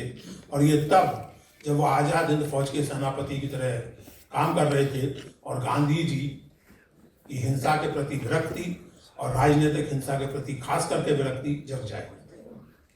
तो मुझे लगा एक सुखद संयोग हुआ कि 23 जनवरी वसंत पंचमी भी है, सरस्वती पूजा का भी दिन है, नेताजी सुभाष बोस का जन्मदिन भी है, और इस तरह से वाजपेयी जी की भूल अच्छी एक आखिरी, जो गांधी जी का आखिरी उपवास था, उसको लेकर काफी विवाद होते रहे हैं, और इसमें आपने ये उदाहरण दिया है कि गांधी जी से जब ये पूछा गया कि ये उपवास किसके विरुद्ध है, तो उन्होंने कहा भारत में हिंदुओं के और पाकिस्तान में मुसलमानों के, ये उपवास दोनों के विरुद्ध है। क्योंकि उसमें गांधी जी, देखिए, फिर गांधी जी बहुत सामान्य ढंग से, बहुत स्याही ढंग से कुछ बड़े फंडामेंटल पॉलिटिकल प्रिंसिपल्स को अंडरलाइन करते थे। डेमोक्रेसी का मतलब मेजॉरिटेरियनिज्म नहीं होता। किसी भी डेमोक्रेसी में रिलीजियस और कल्चरल मेजॉरिटी की ये जिम्मेदारी है कि रिलीजियस, कल्चरल या लिंग्विस्टिक माइनॉरिटी सहज रूप से सुरक्षित महसूस करे। और यही बात गांधी जी अपने इस कथन में कह रहे हैं कि अगर आप भारत में हैं तो मुसलमानों को सुरक्षित और सहज महसूस करवाना आपका काम है। अगर आप पाकिस्तान में हैं तो वहाँ जो हिंदू या दूसरे गैर मुस्लिम हैं उनको सहज और सुरक्षित महसूस करवाना आपका काम है। स्टेट का काम है, सोसाइटी का काम है। माइनॉरिटी की सुरक्षा, चाहे वो लिंग्विस्टिक हो, चाहे कल्चरल हो, चाहे वो रिलीजियस हो, उसके प्रति एक तरह की सेंसिटिविटी, ये माइनॉरिटी पर कोई एहसान नहीं है। ये डेमोक्रेसी की प्राथमिक पहचानों में से एक है। और गांधी जी के इस उत्तर में यही बात अंतर्निहित है कि वहाँ के मुसलमानों के विरुद्ध और यहाँ के हिंदुओं और सिखों के विरुद्ध, इसलिए मेरा उपवास। और उसी में ये देखिए वाजपेयी जी, जो नैतिक बल, मैंने कई जगह लिखा है कि गांधी मजबूरी तो बहुत से लोगों की थी और अभी भी है। आप मनीमन कितना भी गांधी जी को गरियाते रहें, विलायत जाके गांधी जी का ही नाम लेना पड़ता है, उन्हीं की प्रतिमा के आगे माथा नवाना पड़ता है।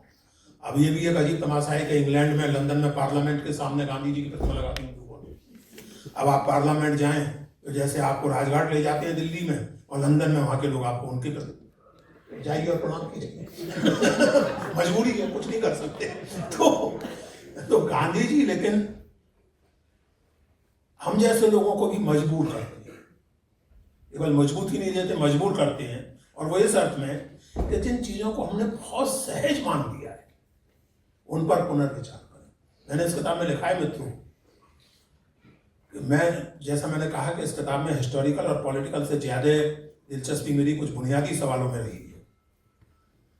इस बात के लिए सावरकर की प्रशंसा की जाती है कि वो बहुत आधुनिक थे और गांधी जी की तरह परंपरावादी और अजीब अजीब तरह की बातें नहीं करते थे।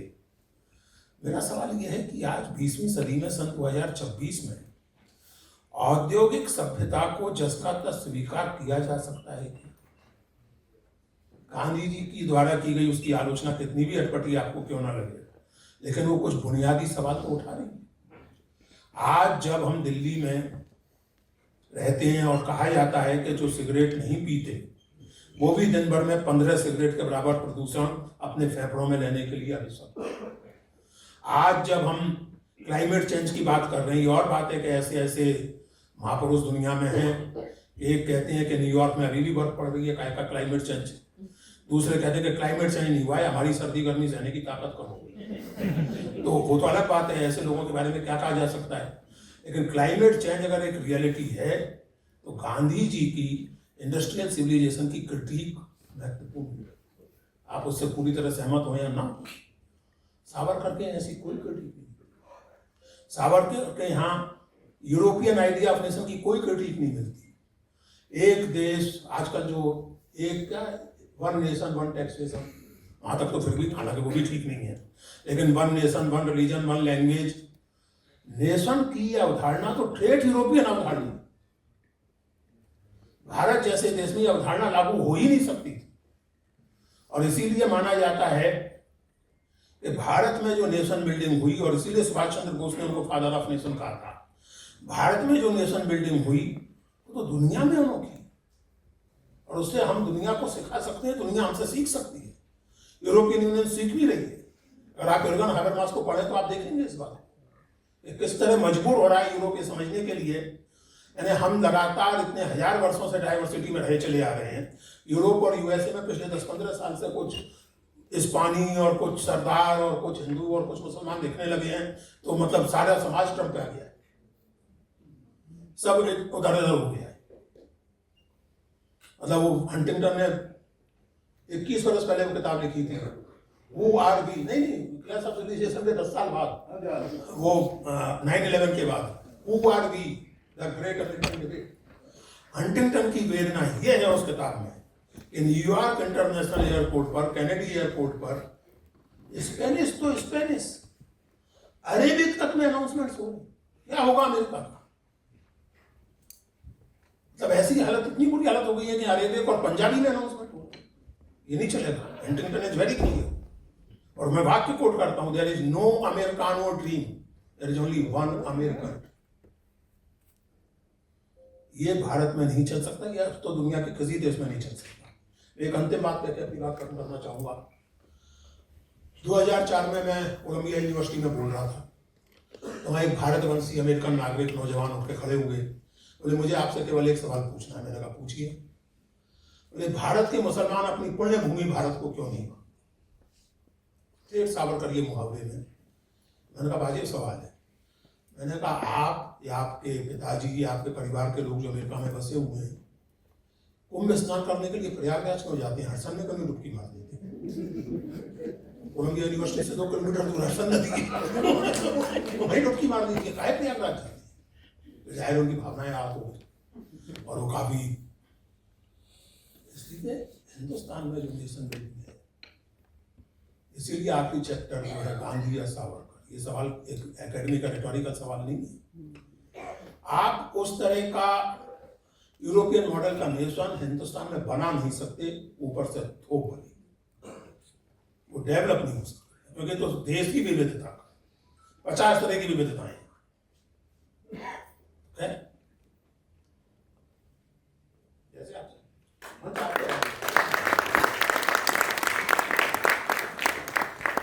हमारे पास 10 मिनट और हैं, तो अगर आप में से कोई कुछ पूछना चाहे, संक्षेप में, तीखा, ये नहीं कि बहुत अच्छा है ये वो सब हम जानते हैं, इतनी देर बैठे हैं तो ठीक ही होगा। लेकिन अगर कुछ पूछना हो, कोई स्पष्टीकरण करना हो, तो वक्त है। माइक मैं तो एक रिप्लाई करना चाहता हूँ। आप यही आ जाइए ना, नहीं मैं यही सही है। माइक दे दीजिए। पुरुषोत्तम सर आलोचक है। मेरे मन में एक आलोचना उभर रही है, बस कह के क्षमा पूर्वक कह के बात समाप्त कर दूंगा कि आपको गांधी जी की तुलना सावरकर से नहीं करनी चाहिए। तुलना नहीं, देखिए भाटी जी, तुलना नहीं की है। मैंने सवाल पूछा है गांधी या सावरकर, मैंने तुलना नहीं की है। बल्कि अगर आप पुस्तक पढ़ेंगे, लेख देखेंगे, तो उसमें मैंने बताया है कि गांधी के यहाँ जो विजन है नेशन का, इंडस्ट्रियल सिविलाइजेशन की जो क्रिटिक है, वो ना होने के कारण सावरकर उनसे तुलनीय नहीं है। मैंने लिखा है ये साफ साफ। लेकिन ये तो आप तो राजनीतिक व्यक्ति हैं, ये सवाल तो आज हमारे सामने है ना। आज कहा जा रहा है कि साहब वो जो Gandhian Nehruvian idea of India था, उसका दिन गया, वो समय गया, उलट गया, कहा जा रहा है। आज तो हिंदुत्व जाग गया है, हिंदुत्व ही भविष्य है, हिंदुत्व ही है। तो हिंदुत्व के फिलोसफर तो सावरकर, शब्द कोई भी इस्तेमाल करता रहे, आदि तो वही नहीं। तो इसलिए तुलना नहीं है। सवाल है आपसे, पूरे मुल्क से, बल्कि पूरी दुनिया से, कि आप नेशन बिल्डिंग का कौन सा मॉडल अपनाना चाहते हैं। That's it. Hello, thank you sir. Sir एक छोटा सा क्वेश्चन है कि वैसे तो बहुत से माध्यम हो सकते हैं, गांधी जी को समाज के, असल में गांधी को पढ़ा नहीं जाता है। सर सबसे आसान माध्यम क्या हो सकता है जो गांधी को सबसे नीचे तबके तक पहुंचाया जा सकता है, क्योंकि अब गांधी को पढ़ा नहीं जाता है समाज में। देखिए कई माध्यम हो सकते हैं, लोगों ने अपने अपने ढंग से कोशिशें की हैं, मैं भी कर रहा हूँ, आप भी कोई माध्यम सोचिए। आजकल तो जो माध्यम है वो है भाषण और प्रवचन। हम लोग बेसिकली न्यू इलिटरेसी के ज़माने में जी रहे हैं। अब कोई पढ़ना वढ़ना नहीं चाहता, केवल सुनना चाहते हैं। तो मैं भी सुनाता रहता हूँ बीच बीच में, और लोग भी सुनाते रहते हैं, आप भी सुनाना शुरू कीजिए। मैं मजाक नहीं कर रहा हूँ, सीरियसली कर रहा हूँ। हमारे बीच अखिलेश पांडे बैठे हैं, सूरज के कथावाचक दिखते हैं, लेकिन इनका कथावाचन अलग तरह का होता है। ऐसे और कथावाचक हमारे बीच होने चाहिए, जगह जगह जाकर के बात करने वाले लोग होने चाहिए। आप कीजिए, ये आपने सही कहा कि पढ़ने की आदत तो छूट गई है। गांधी को क्या भैया, आप लोग उपन्यास तक नहीं पढ़ते। प्रकाश महोदय बैठे हैं यहाँ, उसकी भी क्या कहते हैं, उसको सुनने वाली किताब को क्या कहते हैं, ऑडियो बुक्स आ गई। उतना भी कष्ट कोई नहीं करना चाहता। सर मेरा सवाल ये है कि गांधी के विचार पर हम अब चर्चा कर रहे हैं, लेकिन कहीं ना कहीं एक वजह ये भी है कि गांधी, नेहरू या जो पहले जो भी विचार पीछे छूटता गया, तो उसकी वजह आप क्या देखते हैं? देखिए, गांधी नेहरू विचार के पीछे छूटने की एक वजह ये है, बहुत बड़ी वजह है, मैंने इसमें लिखा भी है, पुस्तक के आरंभ में मैंने लिखा है कि सन 67 या 68 में मेरे घर पर गोपाल गोडसे का लंच था, गांधी जी के छोटे भाई का। मैं उस समय जाहिर 11-12 साल का था, गोडसे के छोटे भाई का, सॉरी। और मेरे बड़े भाई जो थे, स्वर्गीय बड़े भाई, वो हिंदू महासभा के अत्यंत उत्साही युवा नेता थे। तो हिंदू महासभा के जो भी सेलिब्रिटीज ग्वालियर आते थे वो अनिवार्य थे हमारे घर पर। विक्रम सावरकर आए थे और लोग आए थे। तो एक तो ये कि वो आए और बातचीत हुई, लेकिन ज़्यादा महत्वपूर्ण यह है कि उसके 3 बरस बाद सावरकर जी के जन्मदिन पर 26 फरवरी 1971 को ग्वालियर में एक पुराना ताल था जिसका नाम था कटोरा ताल, उसका नाम बदल के सावरकर सरोवर किया गया। वहाँ सावरकर जी की प्रतिमा लगी, उसका अनावरण श्यामाचरण शुक्ल ने किया। कांग्रेस ने और दूसरी लोकतांत्रिक पार्टियों ने ये मान लिया कि देश में नेशन बिल्डिंग का मसला हो चुका, समाप्त हो चुका। ये मान लिया कि हिंदुत्व या दूसरी तरह की सांप्रदायिकताओं की चुनौती अब कभी सामने नहीं आने वाली। ये मान लिया गया कि जिसे आजकल इंक्लूसिव नेशनलिज्म कहा जाता है और उस जमाने में यूनिटी इन डाइवर्सिटी वाला शब्द चलता था, वो स्थापित हो चुका, अब उसकी कोई चिंता नहीं। वास्तविकता ये है, और ये नहीं सीखा जाए, ये बहुत चिंता की बात है। आजादी के बाद पहला बड़ा सांप्रदायिक दंगा सन 61 में जबलपुर में हो चुका था। यानी ऐसा नहीं है कि समस्या सुलझ गई थी। सन 63 में जब गोरखपुर से दीनदयाल उपाध्याय उपचुनाव लड़ रहे थे तो राम मनोहर लोहिया उनका उत्साहपूर्वक चुनाव प्रचार कर रहे थे। सन 67 में जब कांग्रेस का पतन आरंभ हुआ तो समवेत सरकारें बनी, उसमें सब शामिल थे। और वो विख्यात कथन हम लोग जानते हैं, If RSS is fascist, then I am a fascist too. आप जानते हैं किसका कथन? तो असल में हिंदुत्व में निहित, और हिंदुत्व ही नहीं, हर तरह की सांप्रदायिकता में निहित फासिज्म की थ्रेट को, मैं किसी एक पार्टी की बात नहीं कर रहा, हिंदुस्तान ने एक देश के तौर पर बहुत लाइटली लिया। इसी का नतीजा वो है जिसकी बात आप कर रहे हैं। सर ने कहा भी कि परंपरा के आश्वासन से नहीं चलना चाहिए। अच्छा, मैं थोड़ा नहीं, मेरा क्वेश्चन है some observation, can I make it? Okay, जो सेवाग्राम में प्रेयर का जो जिक्र किया आपने एक जगह, एक्चुअली 1930 दांडी मार्च के बाद मीरा बहन wrote a letter to Gandhi that let's have एक मंदिर प्रेयर हॉल।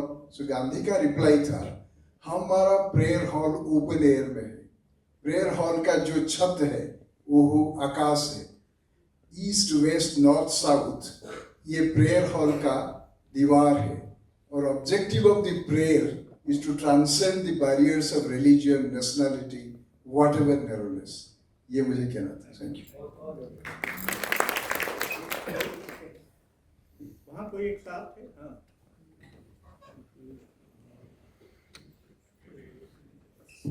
हेलो, नमस्ते सर। सर मेरा नाम ऋषु गुप्ता है और सर मैं Gandhi study circle Hindu college Delhi विश्वविद्यालय का अध्यक्ष भी हूँ।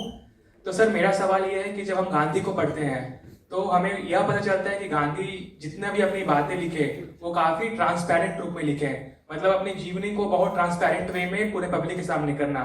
लेकिन सर गांधी जी की यही एक अच्छी क्वालिटी कह सकते हैं जिनकी वजह से उनको काफी क्रिटिक भी किया जाता है। तो सर इससे 2 सवाल है जो बच्चे भी हमसे पूछते हैं कि क्या मतलब कि अगर इस युग में ट्रांसपेरेंट रहना सही है या गलत है, और जब हम गांधी जी को एज अ सोशल रिफॉर्मर या फिर एज अ पॉलिटिकल लीडर देखते हैं, तो क्या उनके पर्सनल लाइफ को उसमें इन्वॉल्व करना सही है? उनके पर्सनल लाइफ को इन्वॉल्व करने में इसलिए कोई हर्ज नहीं है कि उन्हें इस पर कोई ऐतराज नहीं था, लेकिन उसको क्रूडली नहीं, थोड़ा सेंसिटिवली समझना चाहिए।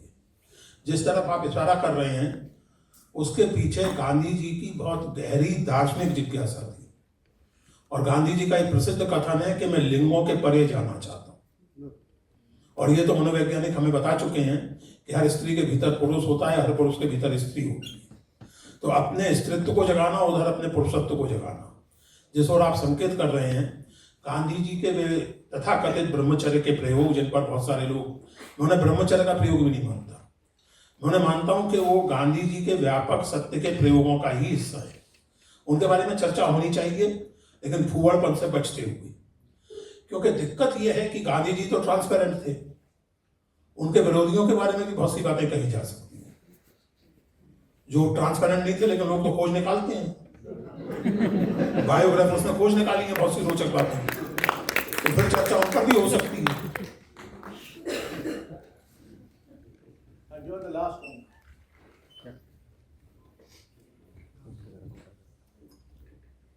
प्रणाम सर, नेहरू जी के शहर से हूँ मैं, इलाहाबाद से। मेरा नाम राशि पांडे है। भारतीय भाषा केंद्र जवाहरलाल नेहरू विश्वविद्यालय में वर्तमान CIL के अध्यक्षा प्रोफेसर बन्ना झा के निर्देशन में शोधार्थी हूँ। मेरा सवाल आपसे ये है कि जब शांति बनाए रखने के लिए विभिन्न वैचारिक, नैतिक और सामाजिक शक्तियों को एक साथ आना पड़ता है, तब शांति को कमजोरी या मजबूरी क्यों माना जाता है? क्या शांति स्वयं में एक सक्रिय और संगठित शक्ति नहीं है? सही बात है, इसमें सवाल क्या है? लेकिन वो संगठित, और देखिए दिक्कत ये है कि उस संगठित और सक्रिय शक्ति को बचाए रखने के लिए प्रयत्न करना, और वो प्रयत्न संगठित ही होता है, सामूहिक ही होता है, तभी सफल होता है।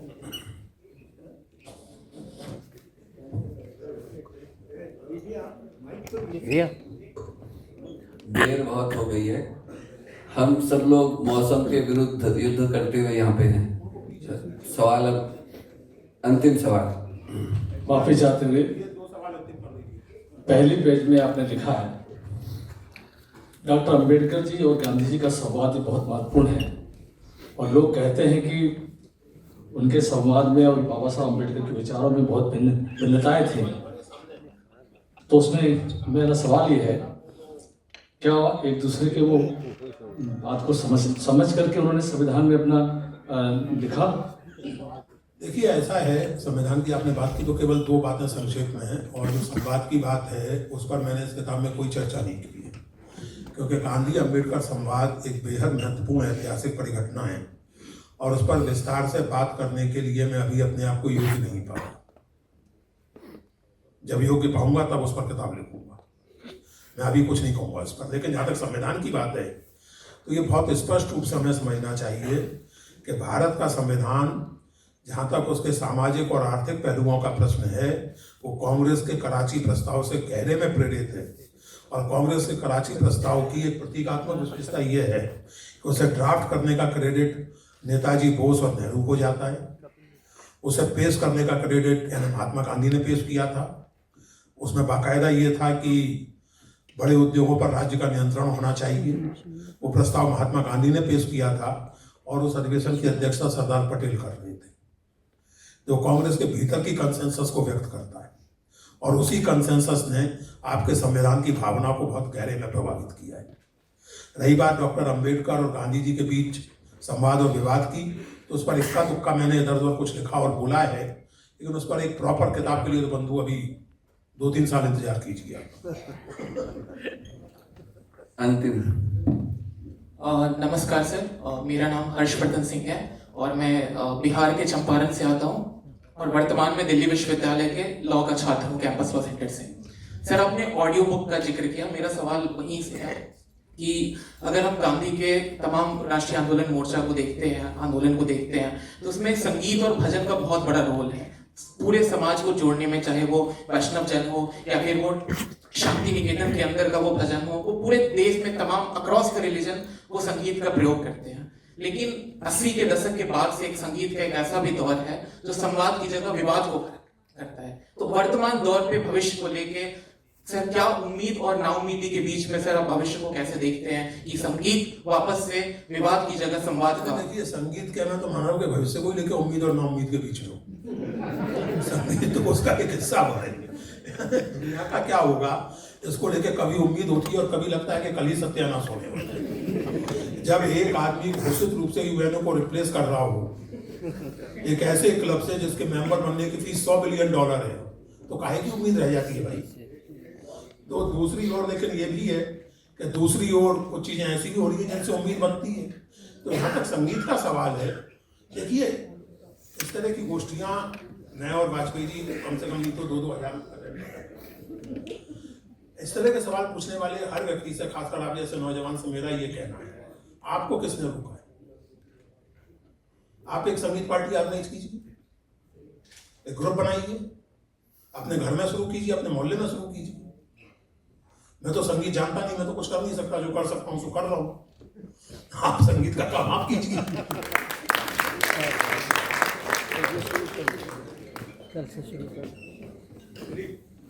कहना नहीं चाहता था, लेकिन क्योंकि ये सवाल उठा अम्बेडकर के बारे में, तो मैं आपको एक छोटी सी कहानी बताना चाहता हूँ।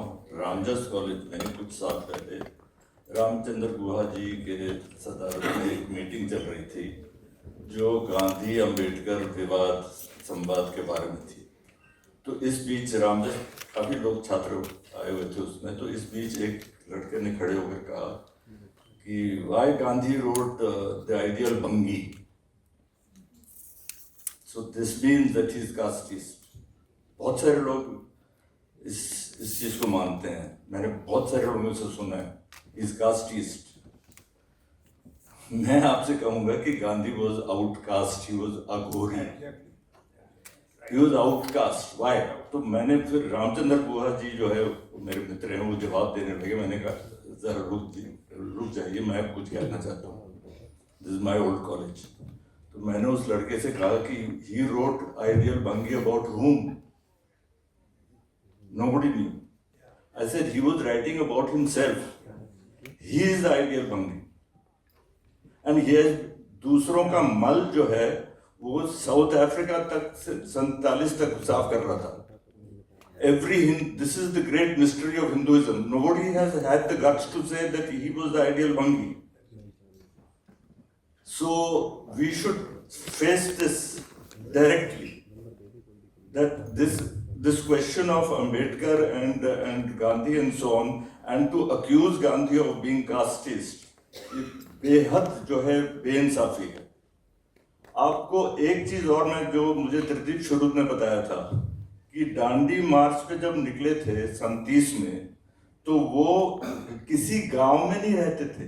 रात को गांव के बाहर एक कुटीर, घास की कुटीर बनाई जाती थी उनके लिए, जिसको जलाया जाता था अगले दिन। So please remember that Mahatma was also an Aghori. चलो, आप सबका बहुत बहुत धन्यवाद। तो आपने देखा मजबूती का नाम महात्मा गांधी, और यहाँ पर जो बताया गया है उससे ज़रूर आपको कुछ सीखने को मिला होगा और समझने को मिला होगा।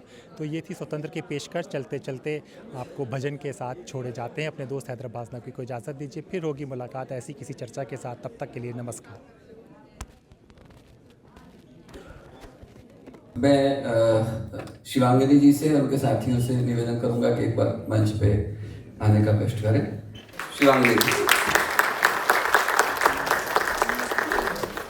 शिवांगिनी यशु युवराज हिंदी शास्त्रीय संगीत की सुपरिचित गायक व शिक्षक हैं।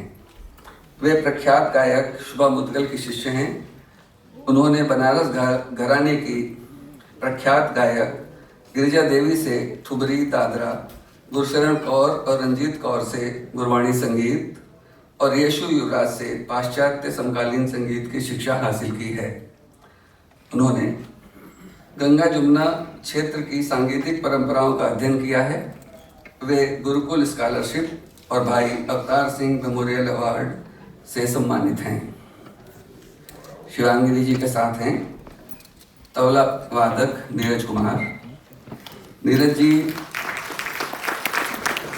ने श्री गोविंद चक्रवर्ती से संगीत शिक्षा हासिल की है। हारमोनियम पर है मुकेश भारद्वाज, वे विनय मिश्रा के शिष्य हैं। शिवांगिनी जी।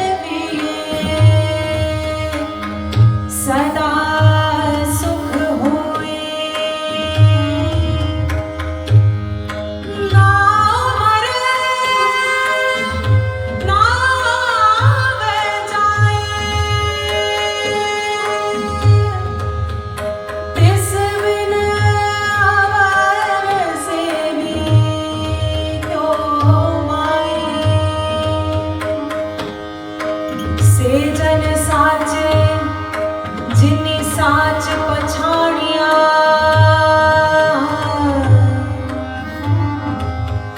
आप मार सहजे नाम समाणिया गुरमुख नाम परापत होए मन निर्मल सच सोए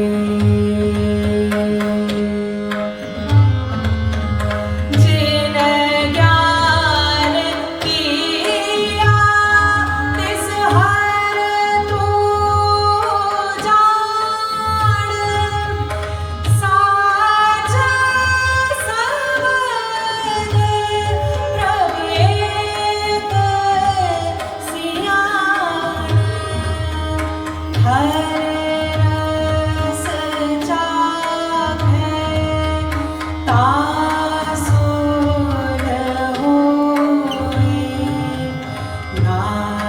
नानक नाम रते सच सोए दासा का दास विरला कोई होए उत्तम पदवी पावे सोए दासा दासा दास विरला कोई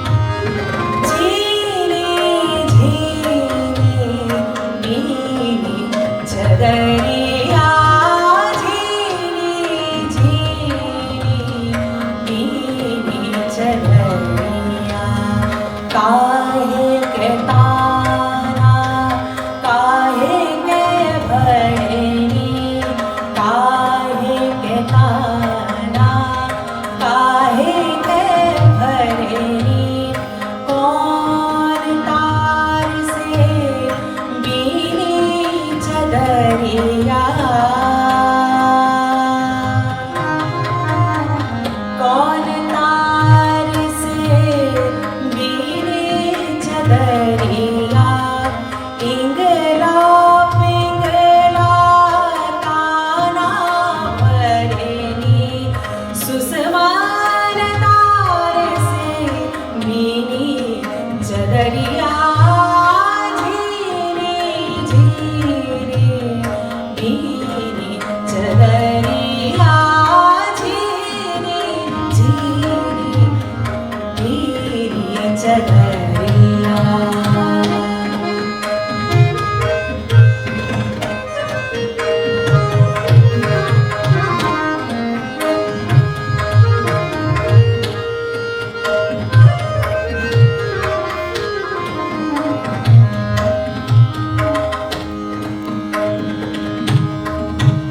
आठ कमल दल चरखा डोल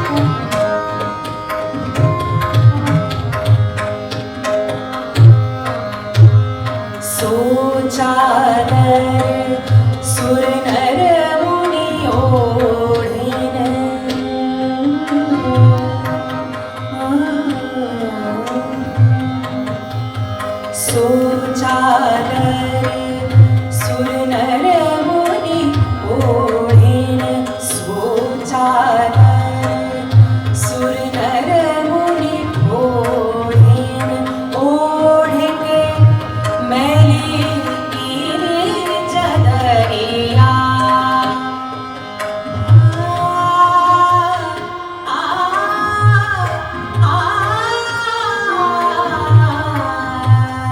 ओढ़ के मैली कीनी चदरिया दास कबीर जतन से ओढ़िन दास कबीर जतन से ओढ़िन जोगी जो धार देवी चदरिया झीरी झीरी भीनी चदरिया झीरी झीरी भीनी चदरिया झीरी झीरी झीरी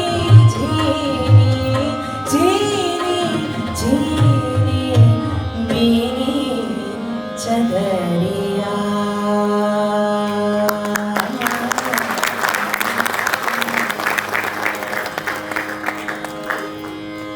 मेरे साथी कलाकार नीरज कुमार जी और मुकेश भारद्वाज जी का बहुत शुक्रिया। ये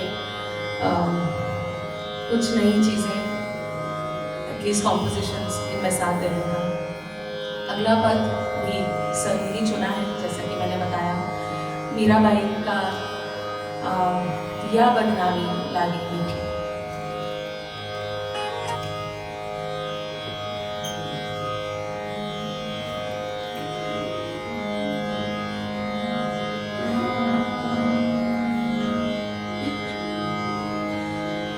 या बदनामी या बदनामी लागे या बदनामी लागे मीठी मीठी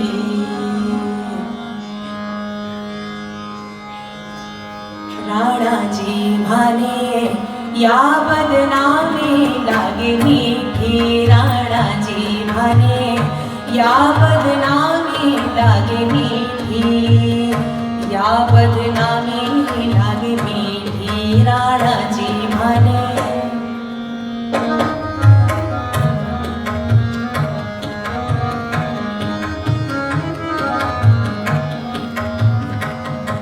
राणा जी भाने या बदनामी लागे मीठी राणा जी भाने या बदनामी लागे मीठी या बदनामी लागे मीठी या बदनामी लागे मीठी मीठी या बदनामी लागे मीठी राणा जी भाने या बदनामी लागे मीठी या बदनामी लागे मीठी।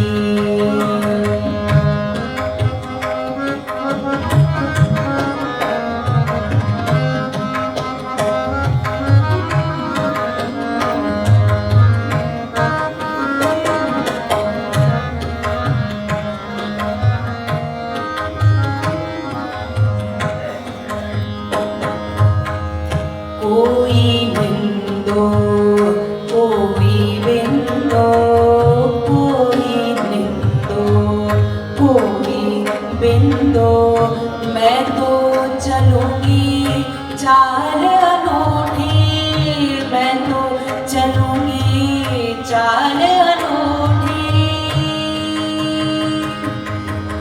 मैं तो चलूंगी चाल अनूठी चाल अनूठी मैं तो चलूंगी चाल अनूठी कोई निंदो कोई बिंदो मैं तो चलूंगी चाल अनूठी सांकड़ी गली में सतगुर मिलया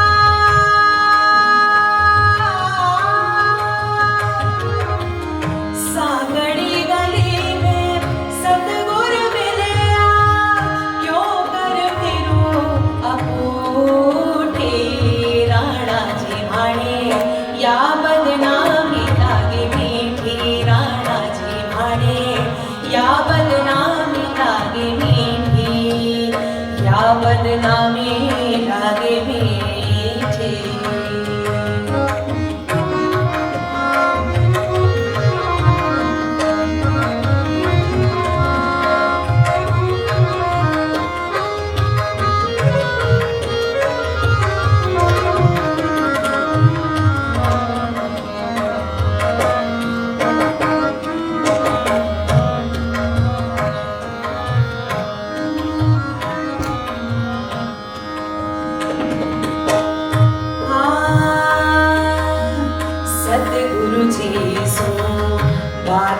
करता सतगुरु जी सो बात ज करता जी बात ज करता जी बात ज करता बात ज करता बात ज करता सतगुरु जी सो बात ज करता दुर्जन लोगाने लोगाने दीठी मीरा के प्रभु गिरधर नागर मीरा के प्रभु गिरधर नागर दुर्जन जलो जागे भी राणा जी भाणे या बदनामी लागे मीठी राणा जी भाणे या बदनामी लागे मीठी या बदनामी लागे मीठी या बदनामी लागे मीठी या बदनामी लागे मीठी या बदनामी लागे मीठी या बदनामी लागे मीठी या बदनामी लागे मीठी या बदनामी लागे मीठी राणा जी भाणे या बदनामी लागे मीठी या बदनामी लागे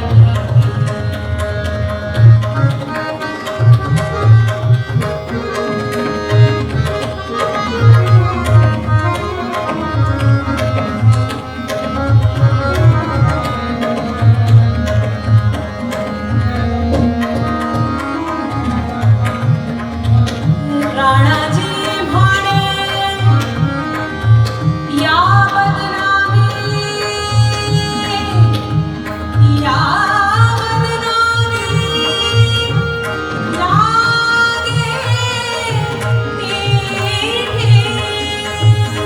या बदनामी लागे मीठी या बदनामी लागे मीठी या बदनामी लागे मीठी राणा जी भाणे या बदनामी लागे मीठी राणा जी भाणे या बदनामी लागे मीठी या बदनामी लागे मीठी या बदनामी लागे मीठी या बदनामी लागे मीठी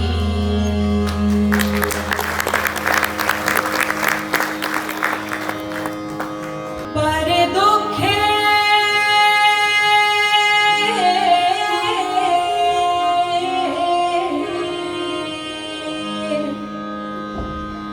पर दुखे उपकार करे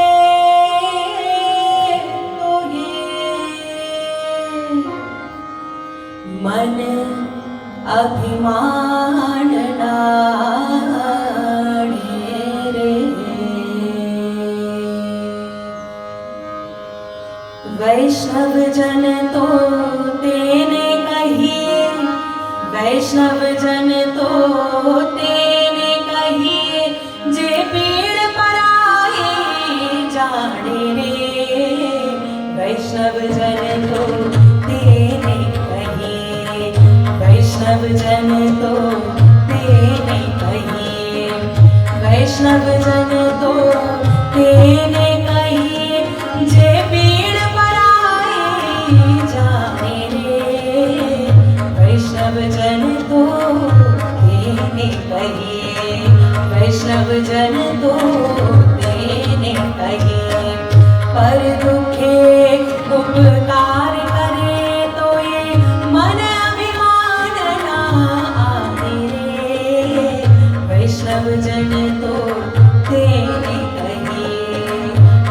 वैष्णव जन तो तेने कहिए।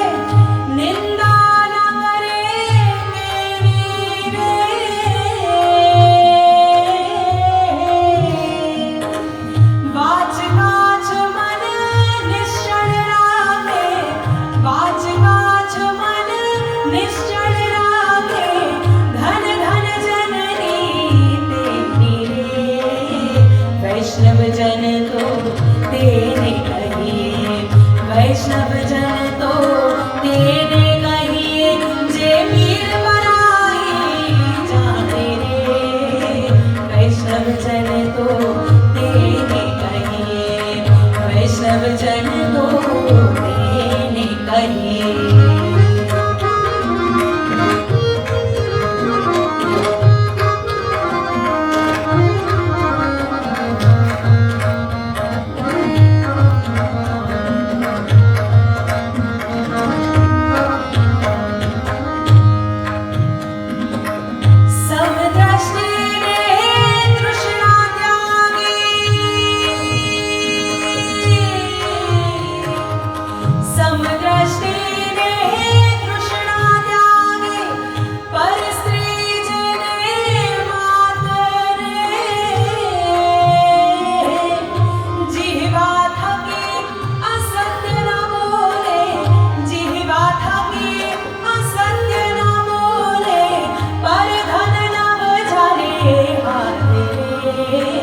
वैष्णव जन तो तेने कहिए, वैष्णव जन तो तेने कहिए, वैष्णव जन तो तेने कहिए, जे पीड़ पराई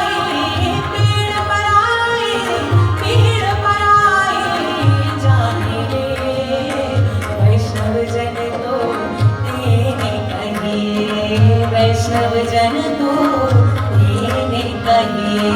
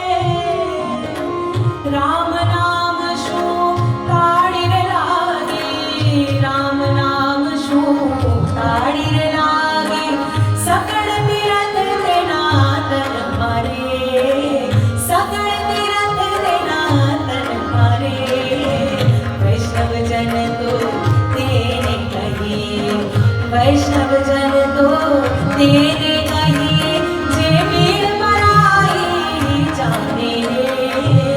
वैष्णव जन तो तेने कहिए, वैष्णव जन तो तेने कहिए।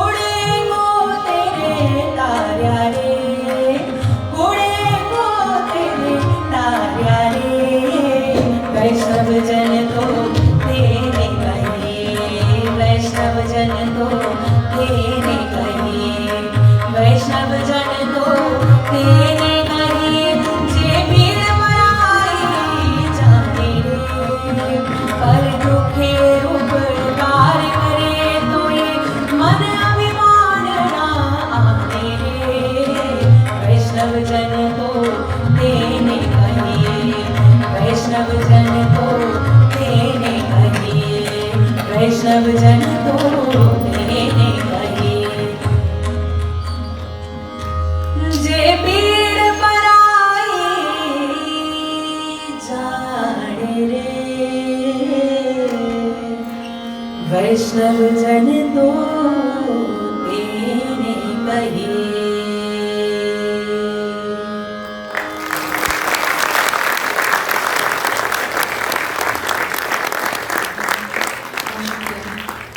और पुरुषोत्तम सर को मजबूती का नाम महात्मा गांधी आपकी इतनी अहम किताब के लोकार्पण पर बहुत शुभकामनाएं।